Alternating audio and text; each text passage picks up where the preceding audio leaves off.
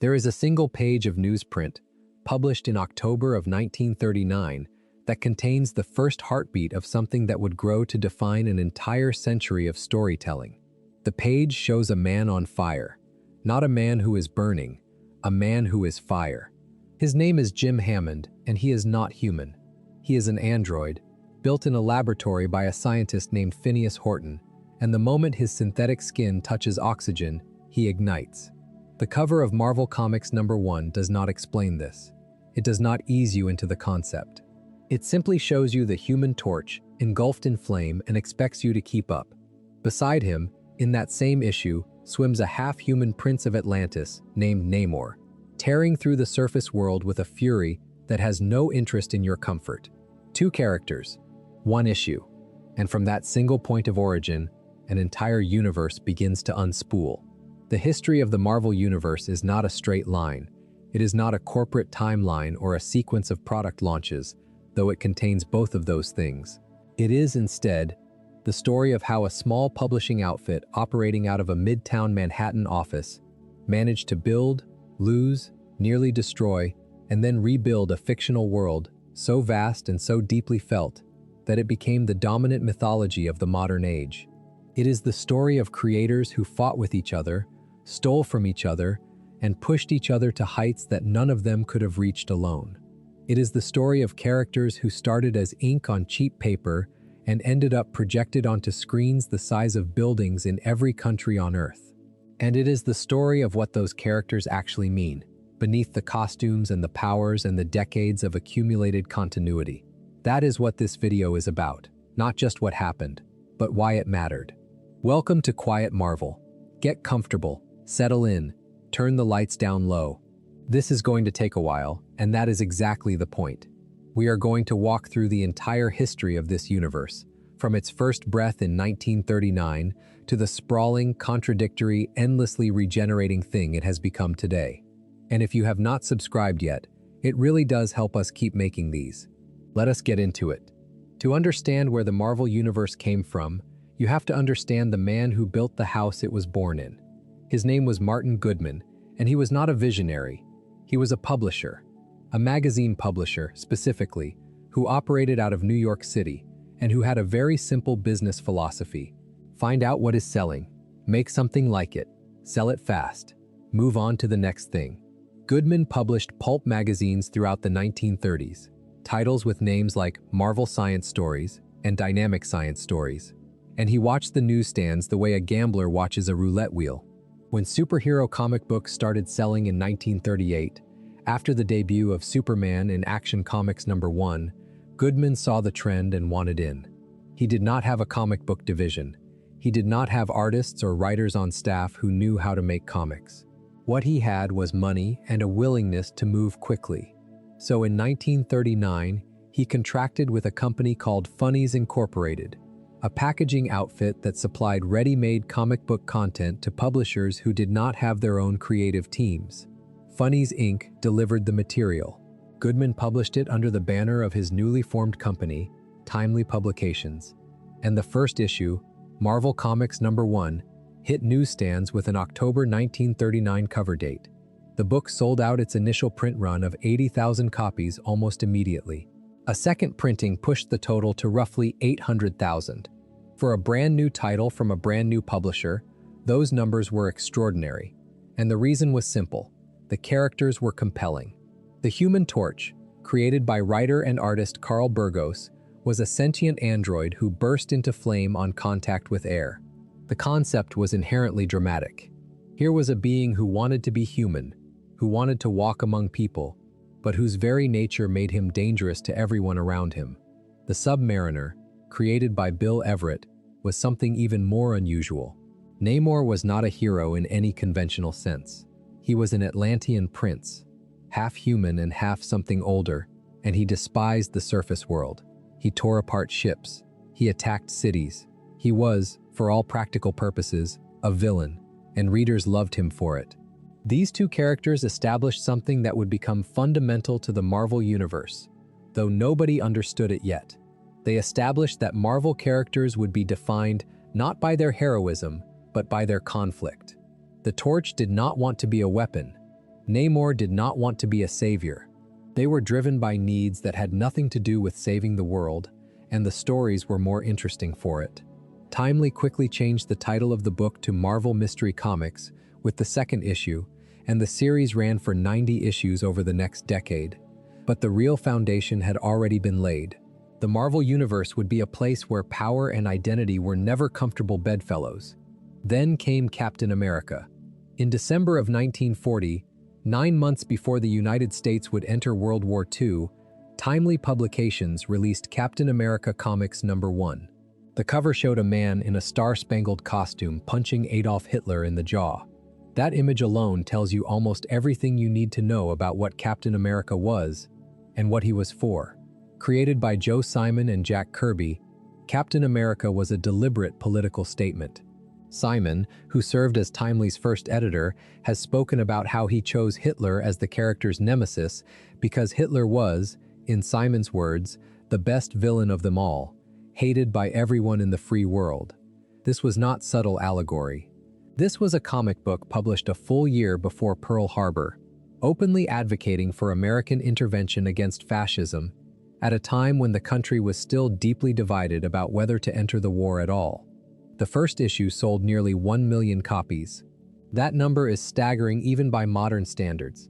In 1940, for a new comic book from a small publisher, it was almost incomprehensible. Captain America became an instant phenomenon, and he transformed Timely from a minor player into one of the most successful comic book publishers in the country. Simon and Kirby remained on the series through issue 10, establishing a kinetic, explosive visual style that Kirby would carry forward for the rest of his career. The stories were visceral and propulsive, full of Kirby's signature dynamic compositions, bodies in motion, fists connecting with jaws, action rendered with a physicality that made other comics look static by comparison. But Captain America was more than just a successful comic book character. He was the first Marvel character who existed in explicit conversation with the real world. The Torch and Namor were fantasy. Captain America was fantasy that looked directly at history and took a side. Steve Rogers, the scrawny kid from Brooklyn who was transformed into a super soldier by a government experiment, was not an alien or a god or an accident of science. He was a choice, the choice to fight, the choice to stand up. And that idea, that the most powerful thing a character could do was choose to be good in a world that made goodness difficult, would become the moral center of the Marvel Universe for the next 80 years. Think about what that means. Before there was a Marvel Universe, before there was a shared continuity, or a cinematic franchise, or a billion-dollar intellectual property portfolio, there was a skinny kid who wanted to fight Nazis and a government that gave him the body to do it. The character who would come to embody the conscience of an entire fictional world was born out of a real-world moral conviction. That is not a small thing. During the war years, Timely Comics reached the peak of its popularity. The Big Three, as they would come to be known, were Captain America, the Human Torch, and the Submariner. They appeared in their own titles, in crossovers, in group adventures. They fought the Axis powers across dozens of issues, and American soldiers read those comics in foxholes and on troop ships. The characters were woven into the fabric of the war effort, and their popularity seemed unassailable.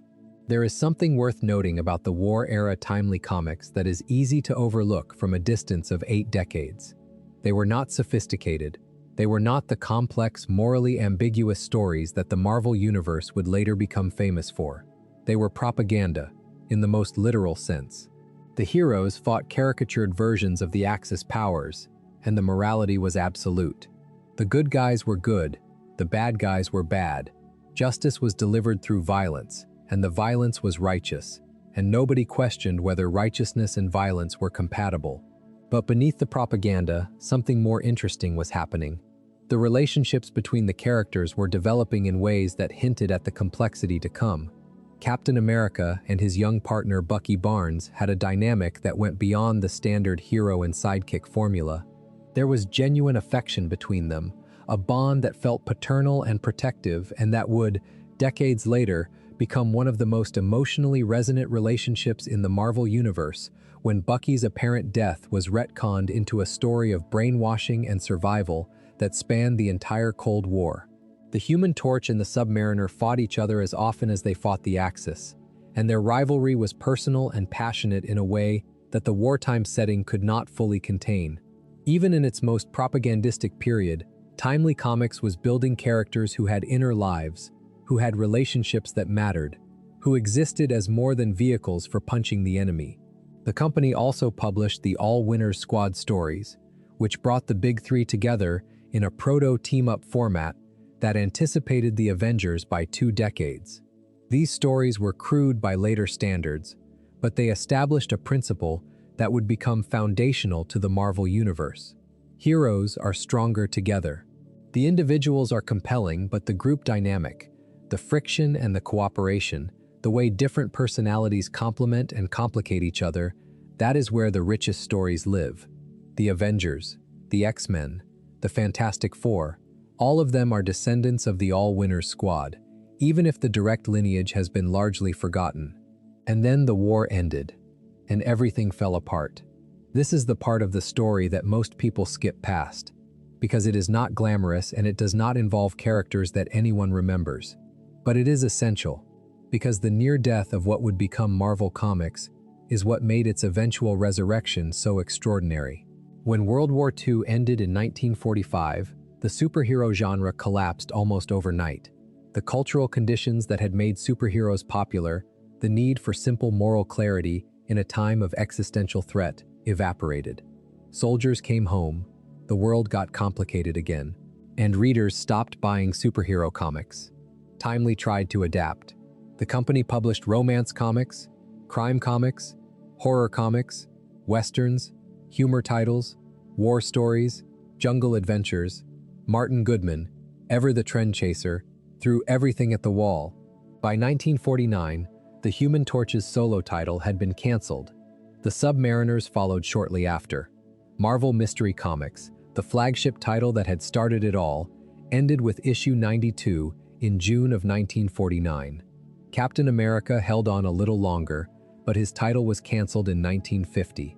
The last Captain America story published in that era appeared in 1954 in a brief and ill-fated revival that tried to recast the character as a communist fighter. It did not work. Nobody cared. By the early 1950s, Timely Comics was, for all practical purposes, dead.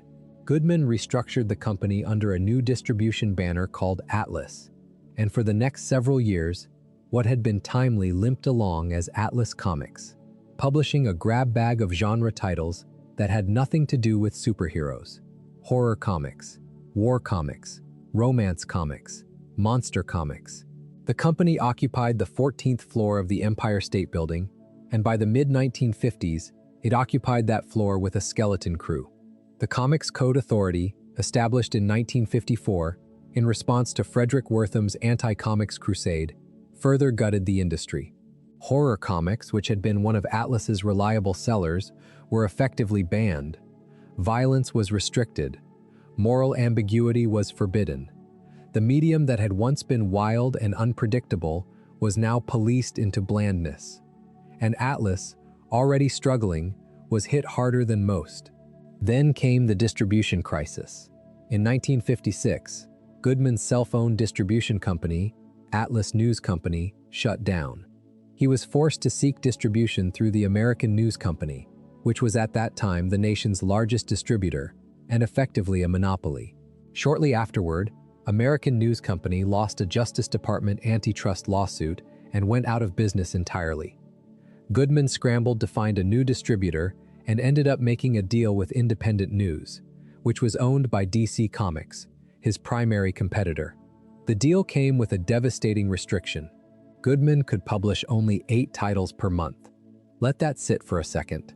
The company that would eventually become Marvel Comics, the company that would build the most expansive shared fictional universe in human history, was limited to 8 titles per month by a distribution deal controlled by its biggest rival.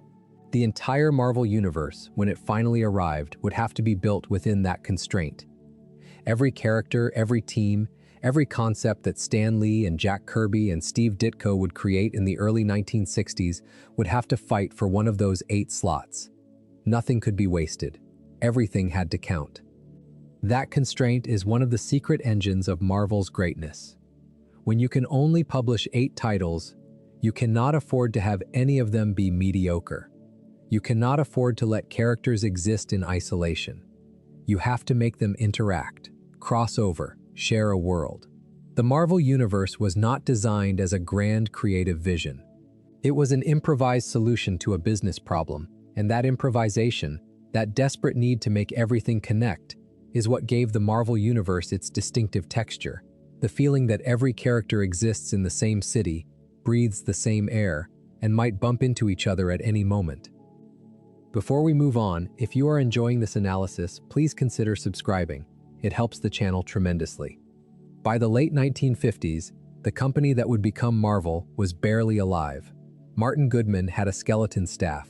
The bullpen, such as it was, consisted of a handful of people working in a small office, turning out monster comics and romance titles and whatever else might sell a few copies on the newsstand.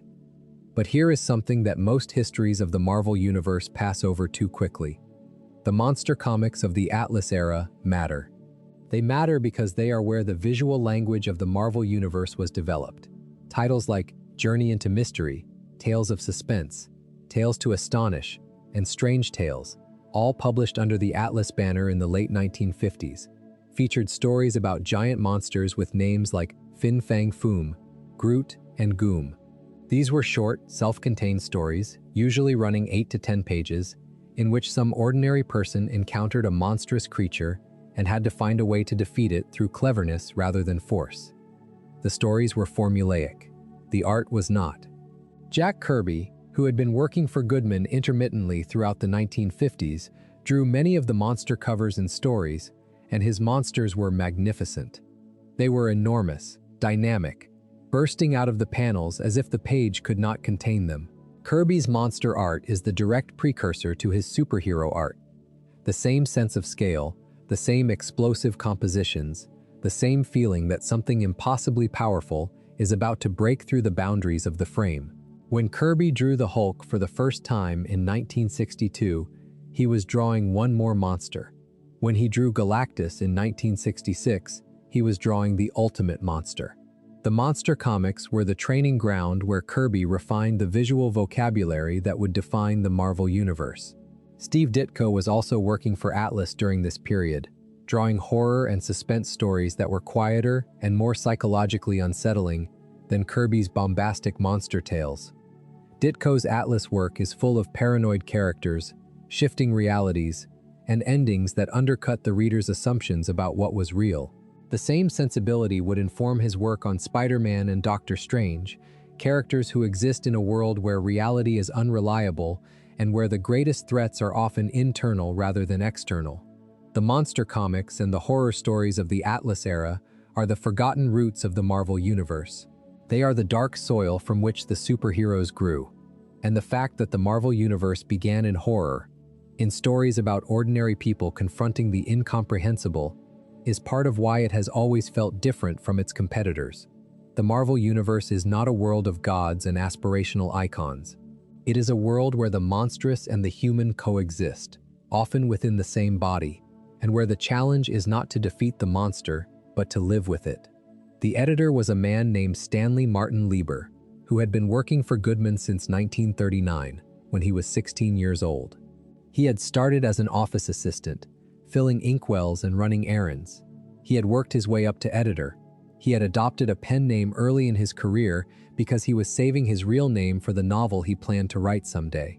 The pen name was Stan Lee. By 1961, Lee was nearly 40 years old and ready to quit. He had been writing comics for more than 20 years, and the medium felt like a dead end. The novel had never materialized. The industry was shrinking. He later said that his wife, Joan, told him that if he was going to leave anyway, he might as well write one comic the way he had always wanted to, without worrying about what the publisher or the audience expected. Whether that conversation happened exactly as Lee told it is a matter of some debate. Lee was a storyteller in every sense of the word, and his accounts of his own history were often more vivid than they were precise. But the result is not in dispute. In November of 1961, Fantastic Four #1 appeared on newsstands, and nothing in the comic book industry was ever the same. The Fantastic Four were not like any superhero team that had come before. They did not have secret identities. They did not wear matching uniforms, at least not at first. They argued with each other constantly. Reed Richards, the brilliant but emotionally distant scientist. Sue Storm, his girlfriend, who was often frustrated by his obsession with his work. Johnny Storm, Sue's teenage brother, hot-headed and impulsive. And Ben Grimm, Reed's best friend, who had been transformed by cosmic rays into a monstrous, rock-skinned creature called the Thing, and who was furious about it. That last detail is the one that matters most.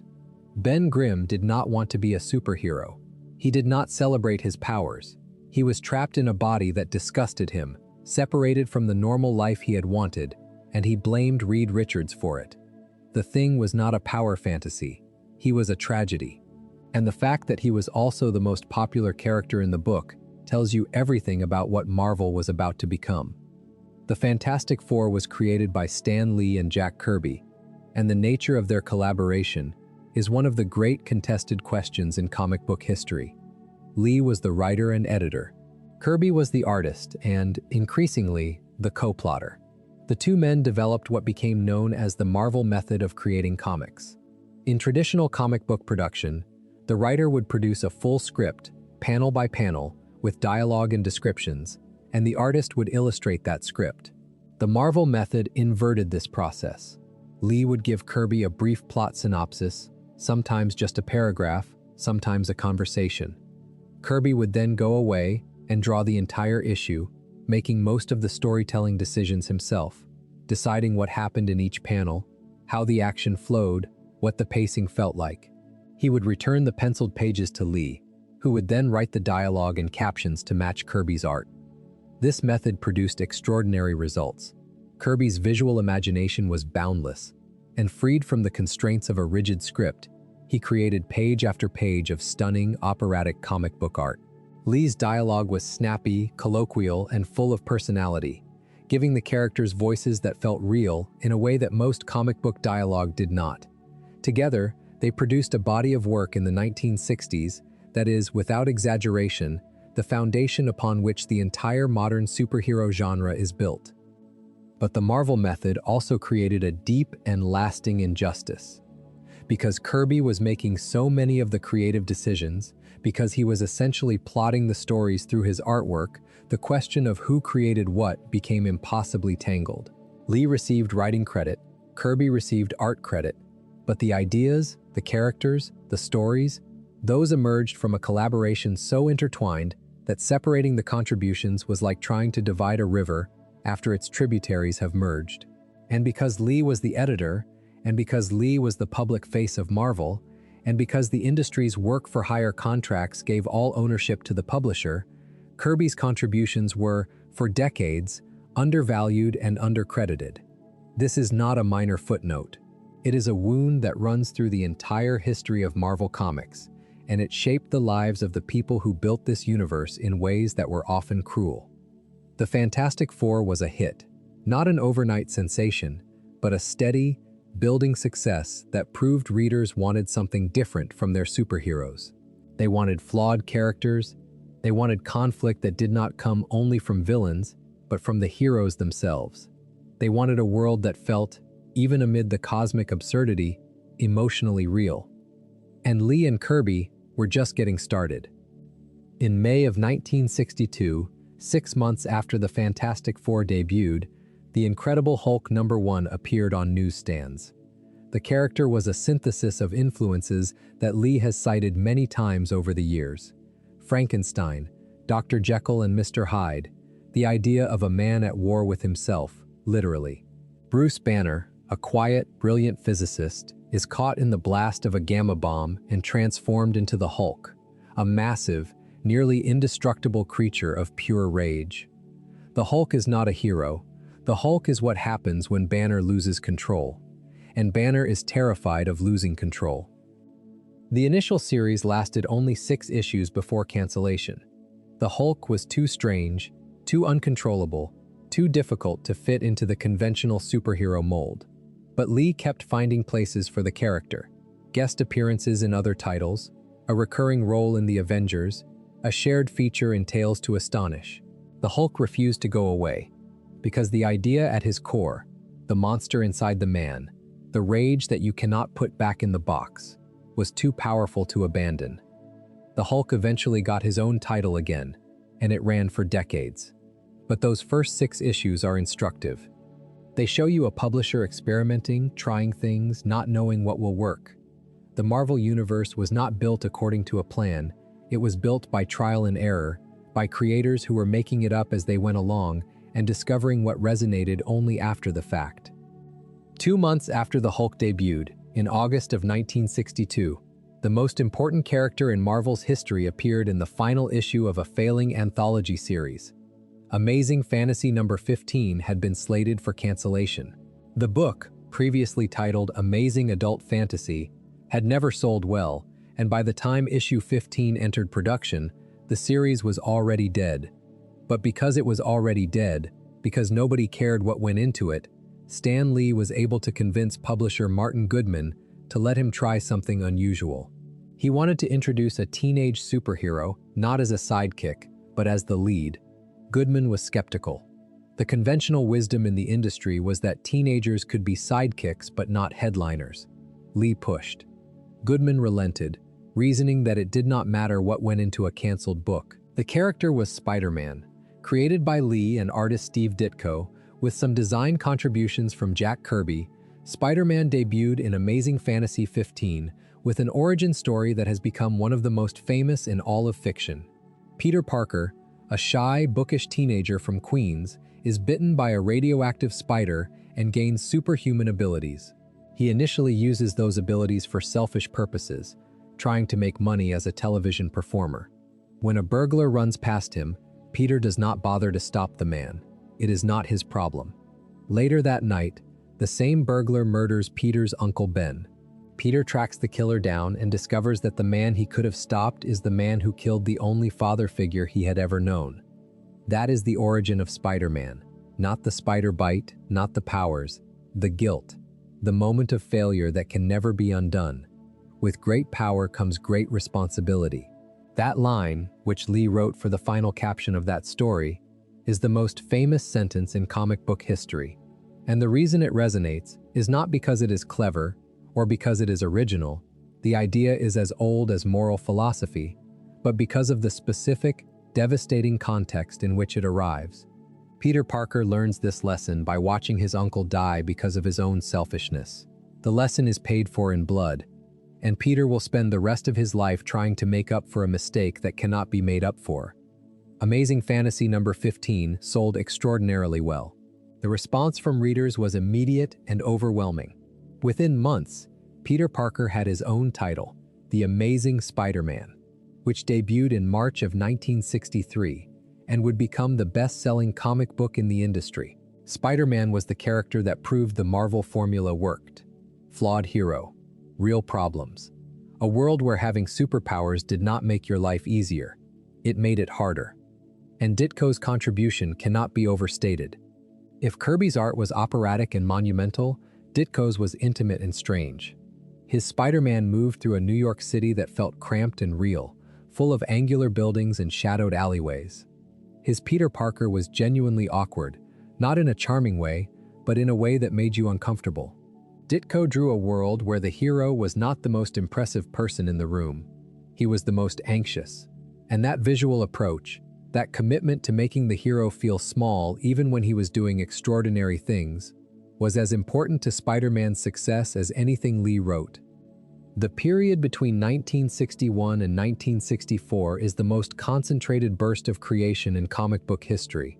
In 3 years, Lee, Kirby, Ditko, and a small group of collaborators created a universe. The Fantastic Four in November 1961, the Hulk in May 1962, Spider-Man in August 1962, Thor in August 1962, debuting in Journey into Mystery number 83, the story of a lame doctor named Donald Blake who discovers a walking stick in a Norwegian cave, strikes it against a wall, and is transformed into the Norse god of thunder.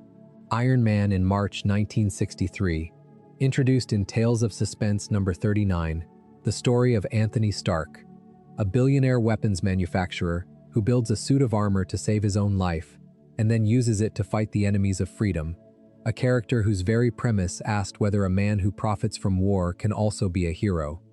The Avengers in September 1963, a team that brought together Iron Man, Thor, the Hulk, Ant-Man, and the Wasp in Avengers number 1, a gathering of heroes who did not particularly like each other and who were held together more by necessity than by friendship. The X-Men in September 1963, debuting in X-Men number 1, a team of teenage mutants, born with their powers, hated and feared by the very people they had sworn to protect. The Avengers deserve a moment of specific attention here, because the founding of the team reveals something important about how the Marvel Universe was constructed. The Avengers were not created because Lee and Kirby had a grand vision for a superhero team. They were created because Martin Goodman wanted a team book that functioned like DC's Justice League of America, a title that assembled already established heroes into a single group. The Fantastic Four, despite being a team, had been a group of new characters. Goodman wanted a book that leveraged the existing popularity of characters who already had their own titles. Lee and Kirby complied, but they did it in a distinctly Marvel fashion. The Justice League was a gathering of friends. The Avengers were a gathering of volatile, incompatible personalities thrown together by circumstance. The Hulk left the team after the second issue because he did not get along with anyone. His departure created a vacancy that needed to be filled, and in Avengers number 4, published in March of 1964, the team discovered a man frozen in a block of ice in the North Atlantic. The man was Steve Rogers. Captain America. Captain America's return is one of the most important moments in the history of the Marvel Universe, and it is worth sitting with for a moment. Lee and Kirby brought back the character they had not published in almost a decade, and they did it by giving him a tragedy.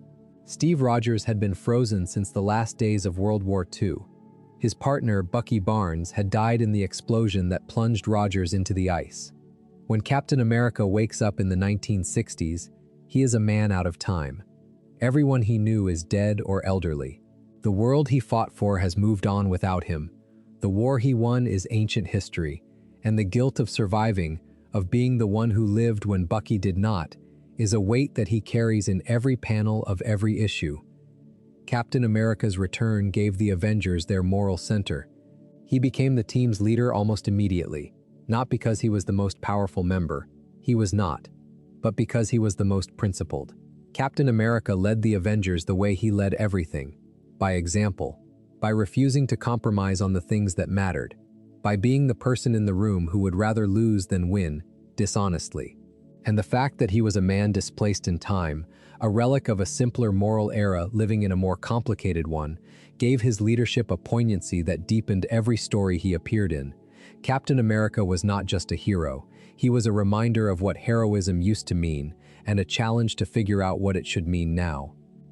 Think about that list. In the space of 2 years, a tiny publisher operating under a distribution cap of 8 titles per month created the Fantastic Four: the Hulk, Spider-Man, Thor, Iron Man, the Avengers, and the X-Men. Those characters, created in that brief window, would go on to generate hundreds of billions of dollars in revenue across comics, films, television, merchandise, and licensing. They would become the most recognizable fictional characters on Earth, and they were all created by a handful of people working in a small office, under enormous pressure, with no guarantee that any of it would work. Daredevil followed in April of 1964, created by Lee and artist Bill Everett, the same Bill Everett who had created the Submariner 25 years earlier. Doctor Strange had appeared in Strange Tales number 110 in July of 1963. Created by Lee and Ditko, a character so visually psychedelic that he would become an icon of the counterculture before the decade was out. Black Panther debuted in Fantastic Four number 52 in July of 1966. The first black superhero in mainstream American comics, introduced not as a sidekick or a token, but as the king of an African nation, more technologically advanced than any country in the Western world. That was a radical idea in 1966. It remains a radical idea today. Each of these characters was different.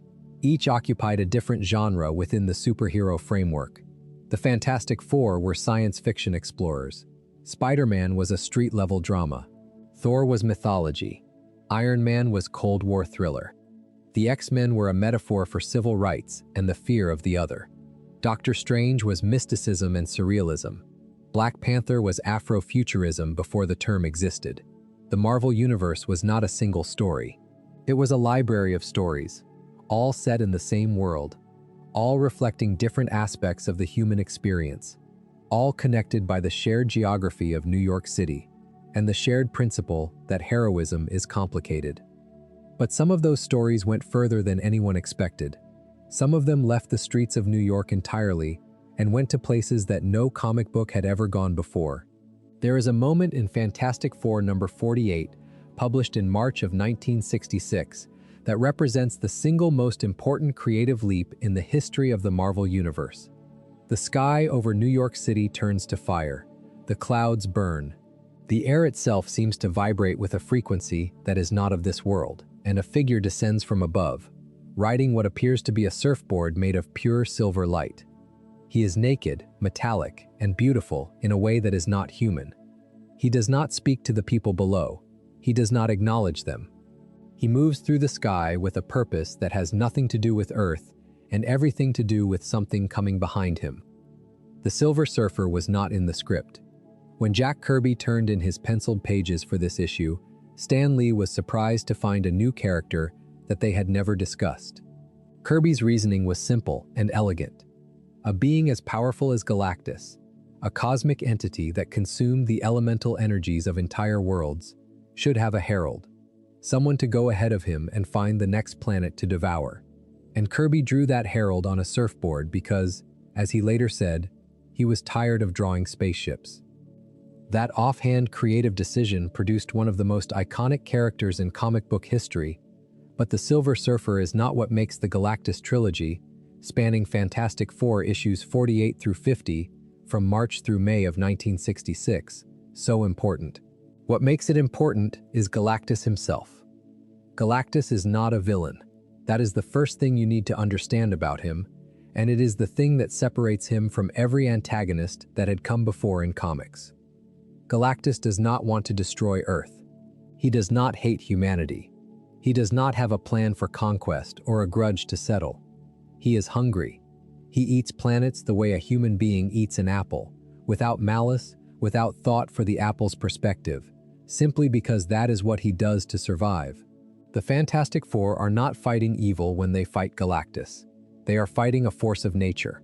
They are an ant colony trying to prevent a human being from mowing the lawn. The scale of this concept was unprecedented in superhero comics. Lee and Kirby had, in the space of 3 issues, introduced the idea that the Marvel Universe contained beings so vast, so powerful, and so indifferent to human concerns that the very concept of good and evil did not apply to them. Galactus existed beyond morality. He was not cruel, he was cosmic. And the terror of the Galactus trilogy is not the terror of facing a villain who wants to hurt you, it is the terror of realizing that the universe does not care whether you exist or not. The Atlantic, in 2018, called the Galactus trilogy the indisputable pinnacle of the Silver Age of comic books. That assessment is difficult to argue with. In 3 issues, Lee and Kirby expanded the Marvel Universe from a collection of street-level dramas and team adventures into something genuinely cosmic, a universe that contained gods and world-eaters and forces beyond human comprehension. And they did it without losing the human element. The Fantastic Four are still themselves throughout the story. Reed Richards is still brilliant and stubborn. Ben Grimm is still angry and loyal. Sue Storm is still the emotional anchor. Johnny Storm is still reckless. The human characters are dwarfed by the cosmic events, but they are not diminished by them. Their smallness is what makes their courage meaningful. And then there was Doctor Strange. If the Galactus trilogy expanded the Marvel Universe outward into the cosmic void, then Doctor Strange expanded it inward into dimensions of consciousness that had no precedent in mainstream comics. Stephen Strange first appeared in Strange Tales number 110 in July of 1963. created by Steve Ditko with scripting by Stan Lee. The character was a former surgeon, brilliant and arrogant, whose hands were destroyed in a car accident. Unable to operate, he traveled the world searching for a cure and eventually found the Ancient One, a sorcerer who taught him the mystic arts. Strange became the Sorcerer Supreme, the primary protector of the Earth dimension against magical and mystical threats. The concept was unusual enough, but it was Ditko's art that made Doctor Strange extraordinary. Ditko drew the mystical dimensions that Strange traveled through with a surrealistic intensity that had no parallel in commercial comics. Landscapes of impossible geometry, entities made of pure abstraction, battles fought not with fists but with symbols, with light, with the manipulation of reality itself. The Ditko Doctor Strange pages look like nothing else in the history of the medium. They are hallucinatory and precise at the same time, as if Ditko had found a way to render the inside of a dream with the clarity of architectural drafting. It is no coincidence that Doctor Strange became enormously popular on college campuses in the mid-1960s. At the same moment that the psychedelic counterculture was emerging, students saw in Ditko's mystical landscapes a visual analog for the expanded consciousness they were pursuing through other means. The character became an icon of the counterculture, a superhero for people who found traditional superhero stories too literal, too grounded, too attached to the physical world. Doctor Strange offered something different. He offered the idea that reality itself was negotiable, that the world you could see was only one layer of a much larger and much stranger truth. Doctor Strange also introduced something to the Marvel Universe that would become increasingly important as the decades passed. He introduced the idea of cost. Strange's magic was not free. It drew on forces that had their own agendas, their own appetites. Every spell Strange cast was a negotiation with entities that were not benevolent and not entirely controllable. The power was real, but it came with strings attached, and the strings sometimes pulled in directions that Strange did not want to go.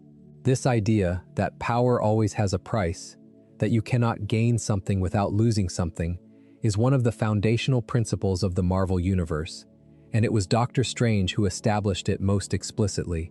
Spider-Man's power costs him his personal life. The Hulk's power costs Banner his humanity. The X-Men's power costs them their acceptance. Strange's power costs him his certainty about the nature of reality itself. In every case, the equation is the same. You get the extraordinary, and you pay for it with something you valued, and the transaction is never quite fair. The Marvel Universe now contained multitudes, street-level heroes who worried about paying rent, cosmic entities who consumed worlds, mystic dimensions where the laws of physics were suggestions rather than rules, gods who walked among mortals, mutants who were feared for being born different, scientists who had been transformed by their own experiments into something they did not want to be.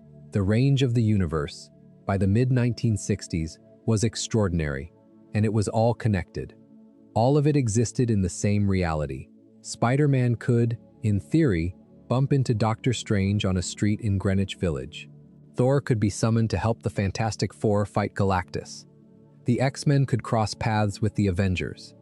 And the fact that these crossovers happened regularly, naturally, as part of the ongoing narrative, gave the Marvel Universe a density and a richness that no fictional world had ever achieved.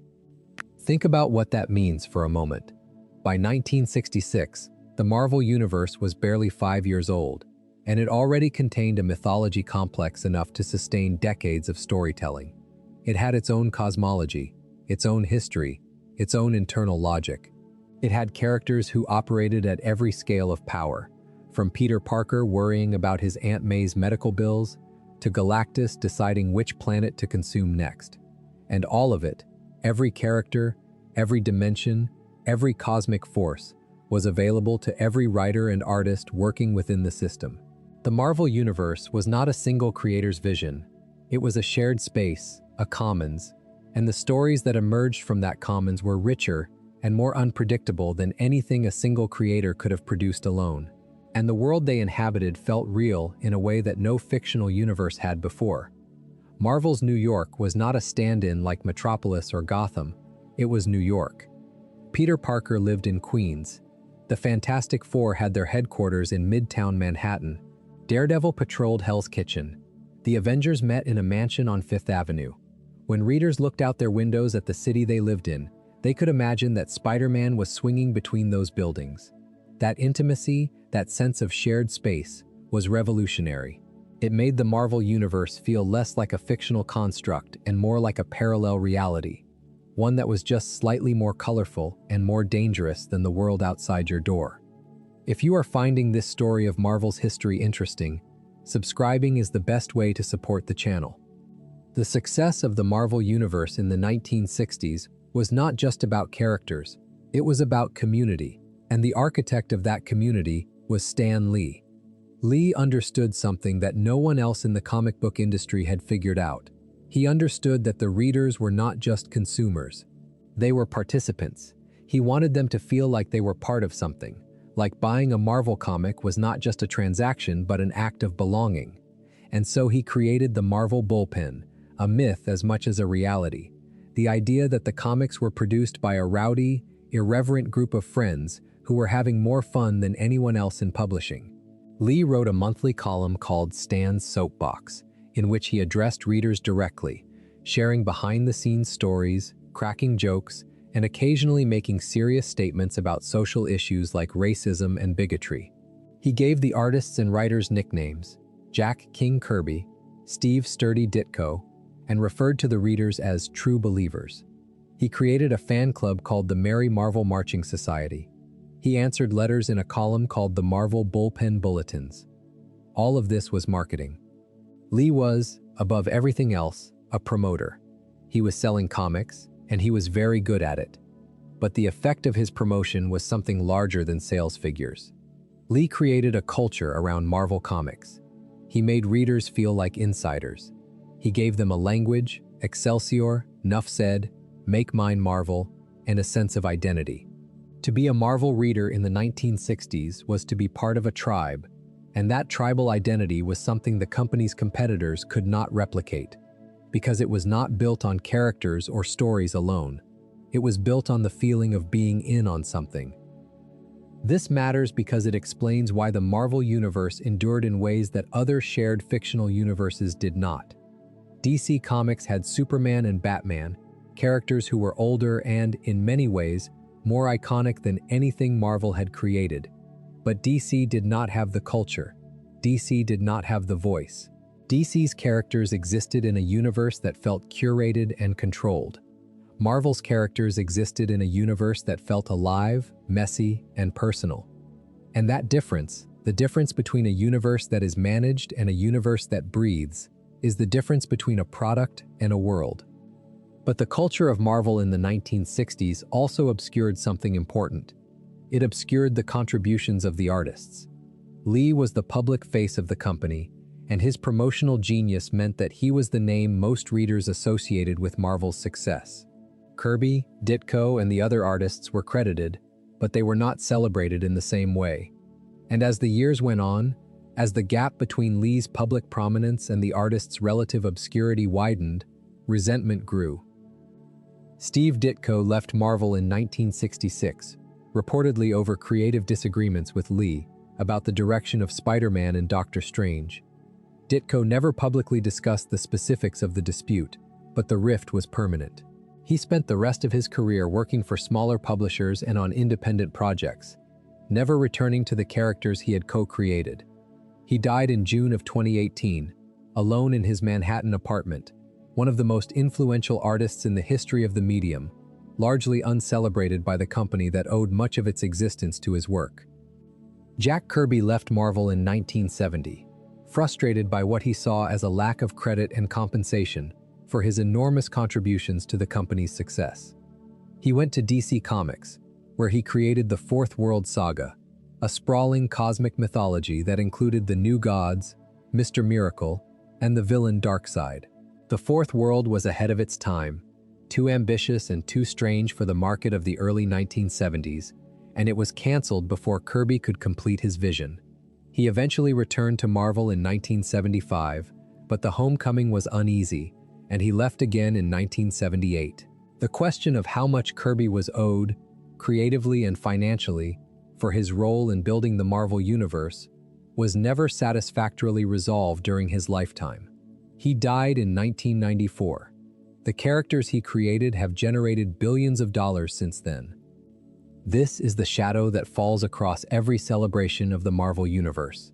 The universe was built by people who were not fairly compensated for building it. The work-for-hire contracts of the era meant that the creators owned nothing. Every character, every story, every concept belonged to the publisher. And while Stan Lee became wealthy and famous as the face of Marvel, the artists and writers who had been essential to the company's success often struggled financially. This is not a comfortable truth, but it is a necessary one, because the history of the Marvel Universe is not just a history of fictional characters. It is a history of labor, of exploitation, and of the complicated relationship between art and commerce that defines the American entertainment industry. The late 1960s and early 1970s brought changes to the Marvel Universe that reflected the changes happening in the country. The Vietnam War, the Civil Rights Movement, the counterculture, the women's movement, all of these found their way into Marvel's comics, sometimes explicitly and sometimes as subtext. In 1966, the Black Panther had introduced the idea of a powerful African nation that owed nothing to Western colonialism. In 1969, the Falcon became the first African-American superhero in mainstream comics, debuting in Captain America number 117. In 1971, Lee wrote a 3-issue Spider-Man story that dealt with drug addiction, a topic explicitly forbidden by the Comics Code Authority. Lee published the issues without the code's seal of approval, a decision that was both commercially risky and editorially principled. The stories sold well, the sky did not fall, and the Comics Code was subsequently revised to allow more mature themes. But the most seismic moment of this transitional period, the moment that more than any other signaled that the Marvel Universe had left its childhood behind, happened in the pages of The Amazing Spider-Man in June of 1973. Gwen Stacy dies in The Amazing Spider-Man number 121, written by Jerry Conway and drawn by Gil Kane. The story is called The Night Gwen Stacy Died, and the title is not euphemistic. Gwen Stacy was Peter Parker's girlfriend. She was blonde and beautiful and kind. She was the good thing in Peter's life, the person who made the endless cycle of guilt and responsibility bearable, and the Green Goblin, Norman Osborn, throws her off the George Washington Bridge. Spider-Man catches her with a web line. The web stops her fall, and the sudden stop breaks her neck. The comic does not explicitly state this, but there is a small sound effect near the web line connecting to Gwen's body, a snap, and that snap is the sound of innocence ending, not just for Peter Parker but for the entire genre. Before Gwen Stacy's death, the unwritten rule of superhero comics was simple. The hero saves the girl. That is what heroes do. They arrive in time. They catch the falling body. They swing to safety with their loved one in their arms. Conway and Kane violated that rule so completely that the violation became a watershed. After the night Gwen Stacy died, everyone in the Marvel Universe was mortal. Everyone was vulnerable. The hero could try his hardest and still fail, and the failure would be permanent, and the person he failed to save would stay dead. Peter Parker's reaction to Gwen's death is devastating in its simplicity. He does not give a speech. He does not make a vow. He holds her body, and the world goes quiet around him. And then he goes after the Green Goblin, not to bring him to justice, but to kill him. Spider-Man wants to kill. That is how deep the wound goes. The character who embodies the principle that heroes do not kill is, in this moment, ready to murder someone, and the reader understands why, and that understanding is its own kind of horror. In the end, the Goblin dies by his own hand, impaled by his own glider, and Peter is spared the burden of having crossed that line. But the fact that he was willing to cross it changes everything. It changes how you read every Spider-Man story that comes after, because you know, now, that there is a line inside Peter Parker, and that Gwen Stacy's death took him to the edge of it. The death of Gwen Stacy is the dividing line between the Silver Age and the Bronze Age of comics. It is the moment when the Marvel Universe stopped being a place where heroes always won, and became a place where heroism was defined by what you did after you lost. Peter Parker lost Gwen Stacy. He could not save her, and he kept going. He kept putting on the suit. He kept swinging through the city. He kept saving people he did not know, because that was the only way to live with the person he could not save. That is not a power fantasy. That is a portrait of grief, rendered in 4 colors on newsprint, and it is as honest a depiction of loss as anything in American literature. The following year, 1972, saw the debut of Luke Cage in Luke Cage, Hero for Hire #1, the first African-American character to headline his own comic book series. Created by Archie Goodwin, George Tuska, Roy Thomas, and John Romita Sr., Luke Cage was a man wrongly convicted of a crime, subjected to an experiment in prison that gave him unbreakable skin and superhuman strength, who escaped and set himself up in New York City as a hero for hire, the only superhero who charged for his services. The character was a product of the blaxploitation era, and the early stories reflected the tropes of that genre. But Cage endured long after blaxploitation faded, evolving into one of Marvel's most important characters. The idea of a hero who needed to get paid was not a joke. It was a statement about economic reality. Not everyone who fights for justice can afford to do it for free.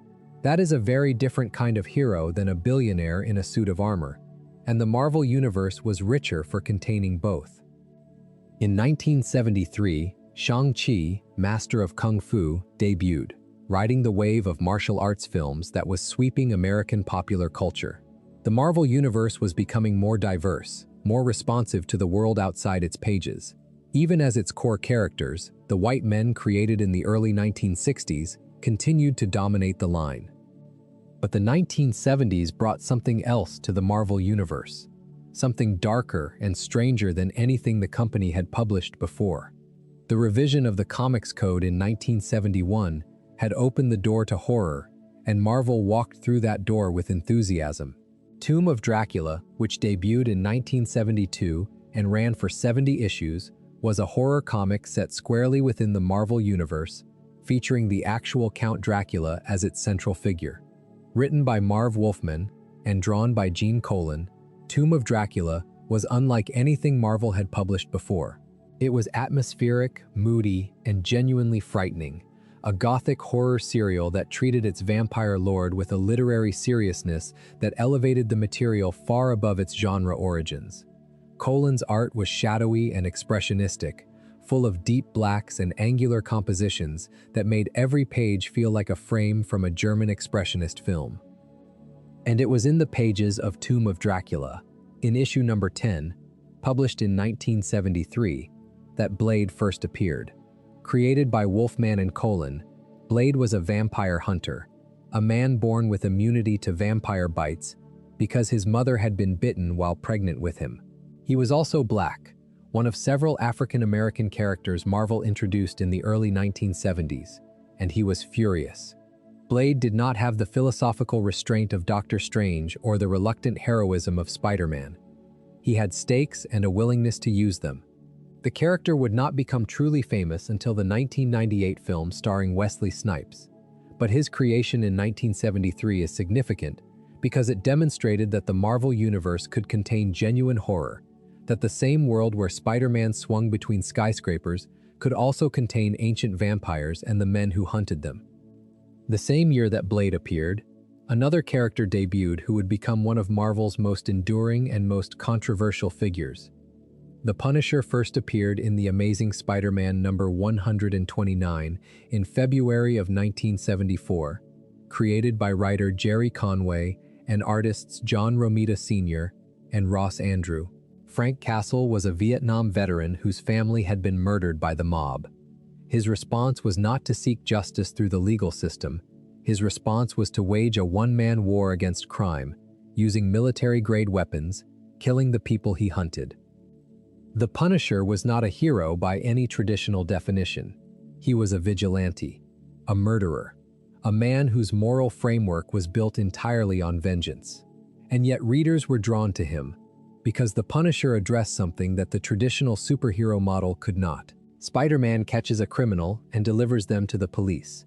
The The criminal posts bail, hires a lawyer, plea bargains, and is back on the street. The Punisher catches a criminal and kills them. The problem is solved permanently.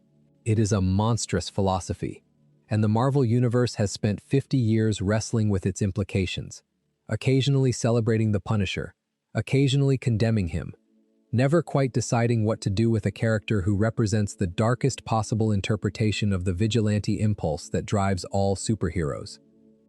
The most significant creative development of the early 1970s was the emergence of a new generation of artists and writers who had grown up reading Marvel comics and who brought a different sensibility to the work. Jim Starlin was the most important of these. Starlin had served in the Navy during the Vietnam War, and his comics reflected a worldview shaped by that experience, a fascination with death, with cosmic power, with the question of what happens when someone acquires the ability to reshape reality itself. In February of 1973, Starlin introduced Thanos in The Invincible Iron Man number 55. The character was inspired by the new gods that Jack Kirby had created at DC, particularly Darkseid, but Thanos quickly became something more than an homage. Starlin took the character to the pages of Captain Marvel and then to Warlock, weaving an increasingly complex narrative about power, madness, and the seductive appeal of nihilism. Thanos was in love with death, literally, the Marvel Universe's personification of death, a cloaked, silent figure who never returned his affection. He destroyed worlds not out of strategic calculation, but out of devotion. He was a genocidal romantic, and Starlin wrote him with a specificity and a philosophical depth that elevated the character far above the typical comic book villain. Starlin also revitalized Adam Warlock, a character who had been created by Lee and Kirby in the pages of Fantastic Four, but who had languished in obscurity. Under Starlin's pen, Warlock became a cosmic messiah figure, haunted by visions of his own future corruption, fighting against a totalitarian religious empire called the Universal Church of Truth. The Warlock stories were dense, elusive, and formally experimental in ways that mainstream superhero comics rarely attempted. They dealt with identity, with free will, with the question of whether a good person can remain good when given unlimited power. These were not children's stories. They were not simple adventure tales. They were the work of a creator who was using the superhero genre to wrestle with questions that mattered to him personally, and the result was some of the most ambitious comic book storytelling of the decade. Meanwhile, the X-Men were dying, not the characters. The title. After the original Lee and Kirby run had ended, the book had struggled to find an audience. By 1970, new stories had ceased entirely, and the title was publishing only reprints of older issues. The X-Men, one of Lee and Kirby's original creations, seemed destined for the dustbin of comic book history. And then, in 1975, everything changed. Giant-size X-Men number 1, published with a May of 1975 cover date, is one of the most important single issues in the history of comics. Written by Len Wein and illustrated by Dave Cockrum, it introduced a new team of X-Men who were unlike anything the series had featured before. The original X-Men had been a group of white American teenagers. The new team was deliberately international and diverse. Wolverine, a feral Canadian with an adamantium skeleton and retractable claws. Storm, an African woman who could control the weather, worshipped as a goddess before Xavier recruited her. Colossus, a Russian farmer who could transform his body into organic steel. Nightcrawler, a German circus performer who looked like a demon, blue-skinned and yellow-eyed, with a prehensile tail. Thunderbird, a Native American with superhuman strength. Banshee, an Irish mutant with a sonic scream. Sunfire, a Japanese hero with the power to generate nuclear flame. The diversity was not incidental, it was the point.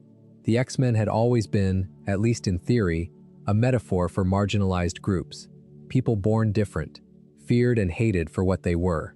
But the original team, 5 white American kids in a Westchester mansion, had never fully embodied that metaphor.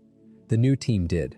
They came from different countries, different cultures, different experiences of oppression. And the story of Giant-Size X-Men number 1 in which Professor Xavier recruits these disparate individuals to rescue the original team from a living island called Krakoa, was explicitly about the power of diversity, about the idea that strength comes from difference rather than from uniformity. Following the publication of Giant-Size X-Men #1, the regular X-Men series resumed with issue 94 in August of 1975, and a young writer named Chris Claremont took over the scripting duties. He would remain on the title for the next 16 years. In that time, he would transform the X-Men from a canceled afterthought into the best-selling comic book in the industry, the title against which all other superhero comics would be measured. Claremont's X-Men was a soap opera in the best sense of the word. The characters had inner lives. They had relationships that evolved over months and years. They made decisions that had consequences that were not resolved in a single issue, but that played out across dozens of issues, across years of storytelling. Claremont treated continuity not as a constraint, but as a resource. Every issue built on what had come before. Every character carried the weight of their history. Reading Claremont's X-Men was like watching a television series decades before the prestige television era made serialized storytelling the dominant mode of narrative entertainment. And his collaborators were extraordinary. Dave Cockrum designed the new characters and established the visual language of the relaunched series. But it was John Byrne who joined the title with issue 108 in December of 1977, who elevated the book to its greatest heights. The Claremont-Byrne partnership on X-Men is one of the most celebrated creative collaborations in comic book history, comparable to Lee and Kirby on Fantastic Four. Together, they produced stories of escalating ambition and emotional intensity, building toward a climax that would change the industry forever. The Dark Phoenix Saga. There is a version of Jean Grey that the X-Men never see coming. For years, she has been the steady one, the dependable one, the woman who holds the team together while the men around her fight and brood and tear themselves apart. She has been the love interest, the emotional center, the character whose role in the story is defined by how she relates to everyone else. And then, beginning in Uncanny X-Men #101, she becomes something else entirely. The Phoenix Force enters Jean Grey during a desperate shuttle flight, when the team is returning from a mission in space, and the solar radiation bathing the craft is lethal. Jean volunteers to pilot the shuttle through the radiation, shielding herself with her telekinetic powers, and in the process, she is touched by something vast and ancient, and beyond human comprehension. She emerges from Jamaica Bay transformed, more powerful than any mutant has ever been, glowing with cosmic fire, calling herself Phoenix. For a time, this seems like a simple power upgrade. Jean is stronger. She is more confident. The stories continue. But Claremont and Byrne are doing something more subtle than a power boost. They are building a trap. Issue by issue, month by month, they are showing you a woman who is becoming something other than human, and they are making you love her more as she becomes more dangerous. The Dark Phoenix Saga runs through Uncanny X-Men issues 129 through 138, from January to October of 1980. It is the story of Jean Grey's corruption by the Phoenix Force and by the manipulations of the Hellfire Club, a secret society of wealthy elites who exploit Jean's vulnerabilities to unlock the darkest aspects of her power. When Jean fully transforms into Dark Phoenix, she is no longer a superhero who has lost control. She is a cosmic force of destruction. She consumes a star. The star's destruction annihilates an inhabited planet orbiting it. 5 billion sentient beings die because Jean Grey is hungry. That is not a small thing. That sentence needs to sit with you. 5 billion people. A genocide committed not by a villain, but by a character the readers have loved for years. Claremont and Byrne did not flinch from the implications. They made the destruction real. They gave it weight, and then they followed the logic to its inevitable conclusion. The X-Men fight to save Jean. They face a trial by combat against the Shi'ar Imperial Guard, the alien empire that wants Jean executed for her crimes. And for a moment, it seems like they might win. But Jean knows what she has done. She knows what she is capable of. And in Uncanny X-Men #138, on the surface of the moon, Jean Grey takes her own life rather than risk becoming Dark Phoenix again. The death of Jean Grey was unprecedented in mainstream superhero comics. Major characters did not die. Not permanently, not like this. Not in a story where the death was treated not as a shocking twist but as an inevitable tragedy, the only possible ending to a story about power without limits. The issue sold out immediately. The response from readers was overwhelming. Some were furious, some were devastated, many were both, and the comic book industry took notice. The Dark Phoenix saga proved that superhero comics could tell stories with real stakes, real consequences, and real emotional depth. It proved that readers wanted those stories.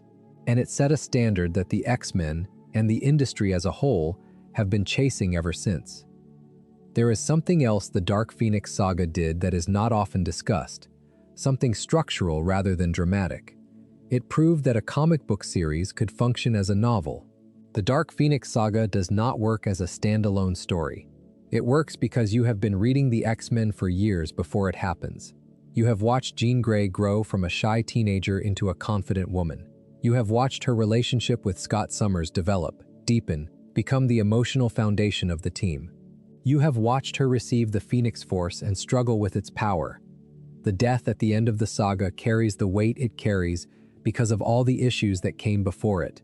Issues that were not part of the Dark Phoenix saga, but that were part of Jean Grey's story. Claremont understood that serialized storytelling was not a limitation. It was an instrument. The longer you spend with a character, the more their choices matter to you. The more their losses feel like your losses. The Dark Phoenix saga weaponized that accumulated investment, and the result was devastation. The aftermath of the saga changed the X-Men too. Uncanny X-Men number 138, the issue in which Jean dies, ends with Cyclops leaving the team. Scott Summers, the leader, the man who held everything together, walks away because the cost of leading has finally become too high. And the X-Men he leaves behind are different. Storm evolves from a serene goddess figure into something harder and more complex, eventually leading the team with a ferocity that surprises everyone, including herself. The post-Phoenix X-Men are a team shaped by loss, and Claremont never lets them forget it. Jean's absence is a presence in the book for years afterward, a wound that does not heal because Claremont understands that some wounds should not heal, that the attempt to heal them too quickly is a kind of dishonesty. And then there is Wolverine. Wolverine had been introduced as a minor antagonist in the pages of The Incredible Hulk in 1974. Created by writer Len Wein and artist John Romita Sr., with Herb Trimpe drawing the character's first full appearance. He was a small, hairy, foul-tempered Canadian in a yellow and blue costume with retractable claws. He was not, by any reasonable assessment, destined for greatness. But Claremont saw something in the character that nobody else had seen. He saw a man at war with himself. Under Claremont, Wolverine became the most compelling character in comics. Not because of his powers, though his healing factor and adamantium skeleton made him virtually indestructible. Not because of his berserker rage, though the moments when Logan lost control were among the most visceral in the medium. Wolverine was compelling because he was trying, every single day, to be better than his nature. He was an animal who wanted to be a man. He was a killer who wanted to be a hero. And the gap between what he was and what he wanted to be, the gap between the claws and the conscience, was the source of every great Wolverine story. Claremont developed Wolverine with a patience that bordered on the geological. For years, Wolverine's past was a mystery, not just to the reader, but to Wolverine himself. He did not know his real name. He did not know how old he was. He did not know where the adamantium had come from, or who had bonded it to his skeleton. These gaps in his memory were not plot holes. They were character. Wolverine was a man who did not know who he had been, and who was terrified of what he might discover. The mystery of his past was inseparable from the drama of his present, because every fight, every friendship, every moment of tenderness was shadowed by the possibility that he had done terrible things he could not remember. The 1982 Wolverine Limited Series, written by Claremont and drawn by Frank Miller, crystallized the character's appeal. Set in Japan, the story pitted Logan against a world of samurai honor and Yakuza brutality, and the central conflict was not between Wolverine and the villains. It was between Wolverine and himself. The series established the tension that would define the character for decades. Logan is the best there is at what he does, but what he does is not very nice. That tagline is not a boast. It is a confession. It is the admission that his greatest skill is violence, and that the violence disgusts him, and that the disgust does not stop him from being good at it. Wolverine became, over the course of the 1980s and 1990s, the most popular character in the Marvel Universe. He appeared in multiple titles simultaneously.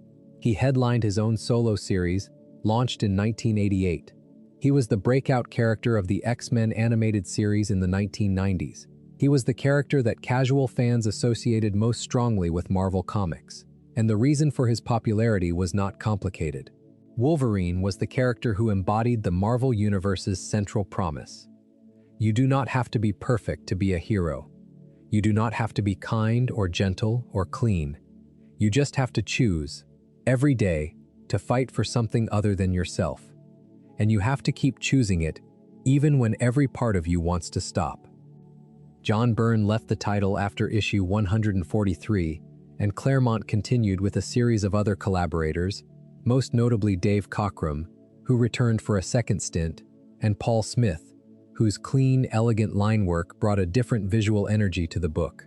But it was Claremont's voice that remained the constant, that held the narrative together across years and across artists, and it was Claremont who continued to push the X-Men into territory that no mainstream superhero comic had explored before.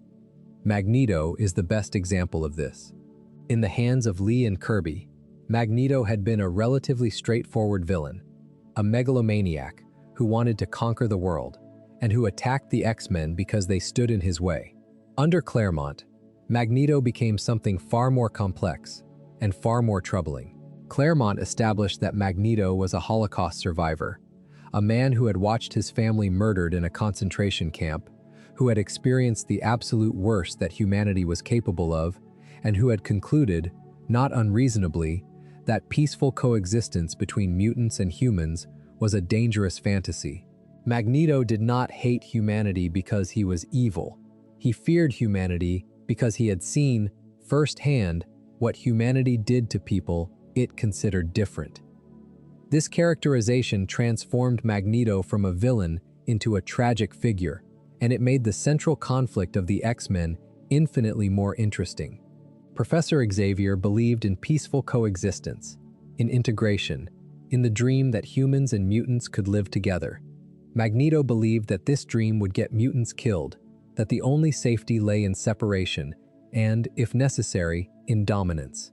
Both positions were grounded in genuine moral reasoning. Both were responses to real-world history. And the fact that you could understand Magneto's position, even as you rejected his methods, is what made the X-Men more than a superhero comic. It made them a philosophical argument about the nature of oppression, about the limits of tolerance, about the question of whether the oppressed have the right to become oppressors in order to ensure their own survival. This is a question that has no comfortable answer, and Claremont never tried to provide one. He let the tension stand. He let Xavier and Magneto argue and fight, and occasionally, tentatively, reach toward each other, only to be pulled apart again by events that neither could control. The relationship between Xavier and Magneto is the most important relationship in the Marvel Universe. More important than any romance, more important than any rivalry, because it embodies the central question of the entire fictional world. Can people who are born different survive in a world that fears them? And if they can, what does survival require them to become? A quick reminder that if this story is keeping you company tonight, subscribing really does help us keep making these. The 1980s transformed the comic book industry in ways that are still being felt today, and the Marvel Universe was at the center of that transformation. The decade began in the aftermath of the Dark Phoenix saga, with the X-Men firmly established as the most popular title in comics, and Chris Claremont as the most influential writer in the medium. But the real revolution of the 1980s was not creative, it was commercial. It was the rise of the direct market. For decades, comic books had been sold primarily through newsstands, drugstores, and spinner racks in convenience stores. This distribution model was inefficient and wasteful. Unsold copies were returned to the publisher or destroyed. Retailers had no way to order specific titles in specific quantities, and the newsstand distribution system was controlled by a small number of companies that had no particular interest in comic books and treated them as disposable product. The direct market changed all of that. Beginning in the late 1970s and accelerating through the 1980s, a network of specialty comic book shops emerged across the United States. These shops ordered comics directly from the publishers at a discount on a non-returnable basis. The retailers assumed the risk of unsold inventory, but in exchange, they got the comics earlier and at a lower cost. For publishers, the direct market was transformative. It meant guaranteed sales. It meant a dedicated retail infrastructure staffed by people who actually cared about comics. And it meant access to a readership that was older, more committed, and willing to spend more money than the casual newsstand browser. The direct market made possible a different kind of comic book. Because the audience was more sophisticated, because the retailers were curating their selections for dedicated fans rather than casual impulse buyers, publishers could take more risks. They could publish darker stories, more complex narratives, more ambitious art. The direct market is the reason Frank Miller's Daredevil run exists. It is the reason the X-Men could tell multi-year storylines that required readers to follow every issue. It is the reason the graphic novel format emerged as a viable commercial proposition. And it is the reason that Marvel, in 1984, launched the event that would redefine what a comic book crossover could be. Marvel Superheroes Secret Wars was published as a 12-issue limited series from May of 1984 to April of 1985. It was written by Jim Shooter, who was Marvel's editor-in-chief at the time, and penciled by Mike Zeck and Bob Layton. The origin of Secret Wars is, candidly, not romantic. It was developed at the request of Mattel, the toy manufacturer, who wanted to create a new line of Marvel action figures and needed a comic book story to serve as a marketing vehicle. Mattel's focus groups had determined that children responded positively to the words secret and wars, and so the title was born. But the cynicism of its origins does not diminish the significance of what Secret Wars accomplished. It was the first company-wide crossover event in the history of comics. Every major Marvel character was involved. The Avengers, the X-Men, the Fantastic Four, Spider-Man, the Hulk. All of them were transported to an alien planet called Battleworld by a being of incomprehensible power called the Beyonder, who set the heroes against the villains in a contest to determine the nature of desire itself. The story itself was straightforward. The heroes fought the villains. Alliances shifted. Battles were won and lost. But the impact on the Marvel Universe was enormous. The Thing left the Fantastic Four. She-Hulk took his place. Magneto fought alongside the heroes, complicating his characterization in ways that Claremont would explore for years afterward. And Spider-Man found a strange black substance on Battleworld that bonded with his costume, replacing his familiar red and blue with sleek black. That substance would eventually be revealed as an alien symbiote, a living organism with its own agenda. When Peter Parker rejected it, the symbiote bonded with a new host, a man named Eddie Brock, and became Venom, one of the most popular villains in Marvel's history. Secret Wars also established a template that the industry would follow, for better or worse, for the next 4 decades. The Summer Crossover Event, the massive, multi-title storyline that requires readers to buy dozens of comics to follow the complete story. The event that promises to change the status quo forever, and then, a year later, is followed by another event that promises the same thing. The crossover event is the dominant commercial strategy of the modern comic book industry, and Secret Wars invented it. The mid-1980s also saw the publication of stories that pushed the boundaries of what superhero comics could be. Frank Miller's Daredevil run, which had begun in 1979 and continued through 1983, had already transformed the character from a second-tier Spider-Man imitation into one of the most compelling figures in comics. Miller's Daredevil was dark, violent, and morally complex, influenced by film noir and Japanese manga in equal measure. His depiction of the Kingpin, Wilson Fisk, as a crime lord of Shakespearean grandeur elevated the villain into one of the great antagonists in fiction. And his story of Elektra, the assassin who was also Matt Murdock's great love, was a tragedy told with a ruthlessness that mainstream comics had never attempted. Miller returned to Daredevil in 1986 with Born Again, a 7-issue storyline illustrated by David Mazzucchelli that many consider the finest Daredevil story ever told.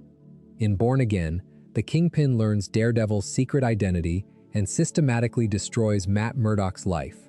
His law license is revoked, his home is bombed, he is driven to the edge of madness. And from the ruins of everything he has lost, Murdock rebuilds himself. The story is about the irreducible core of a person, the thing that remains when everything else has been stripped away.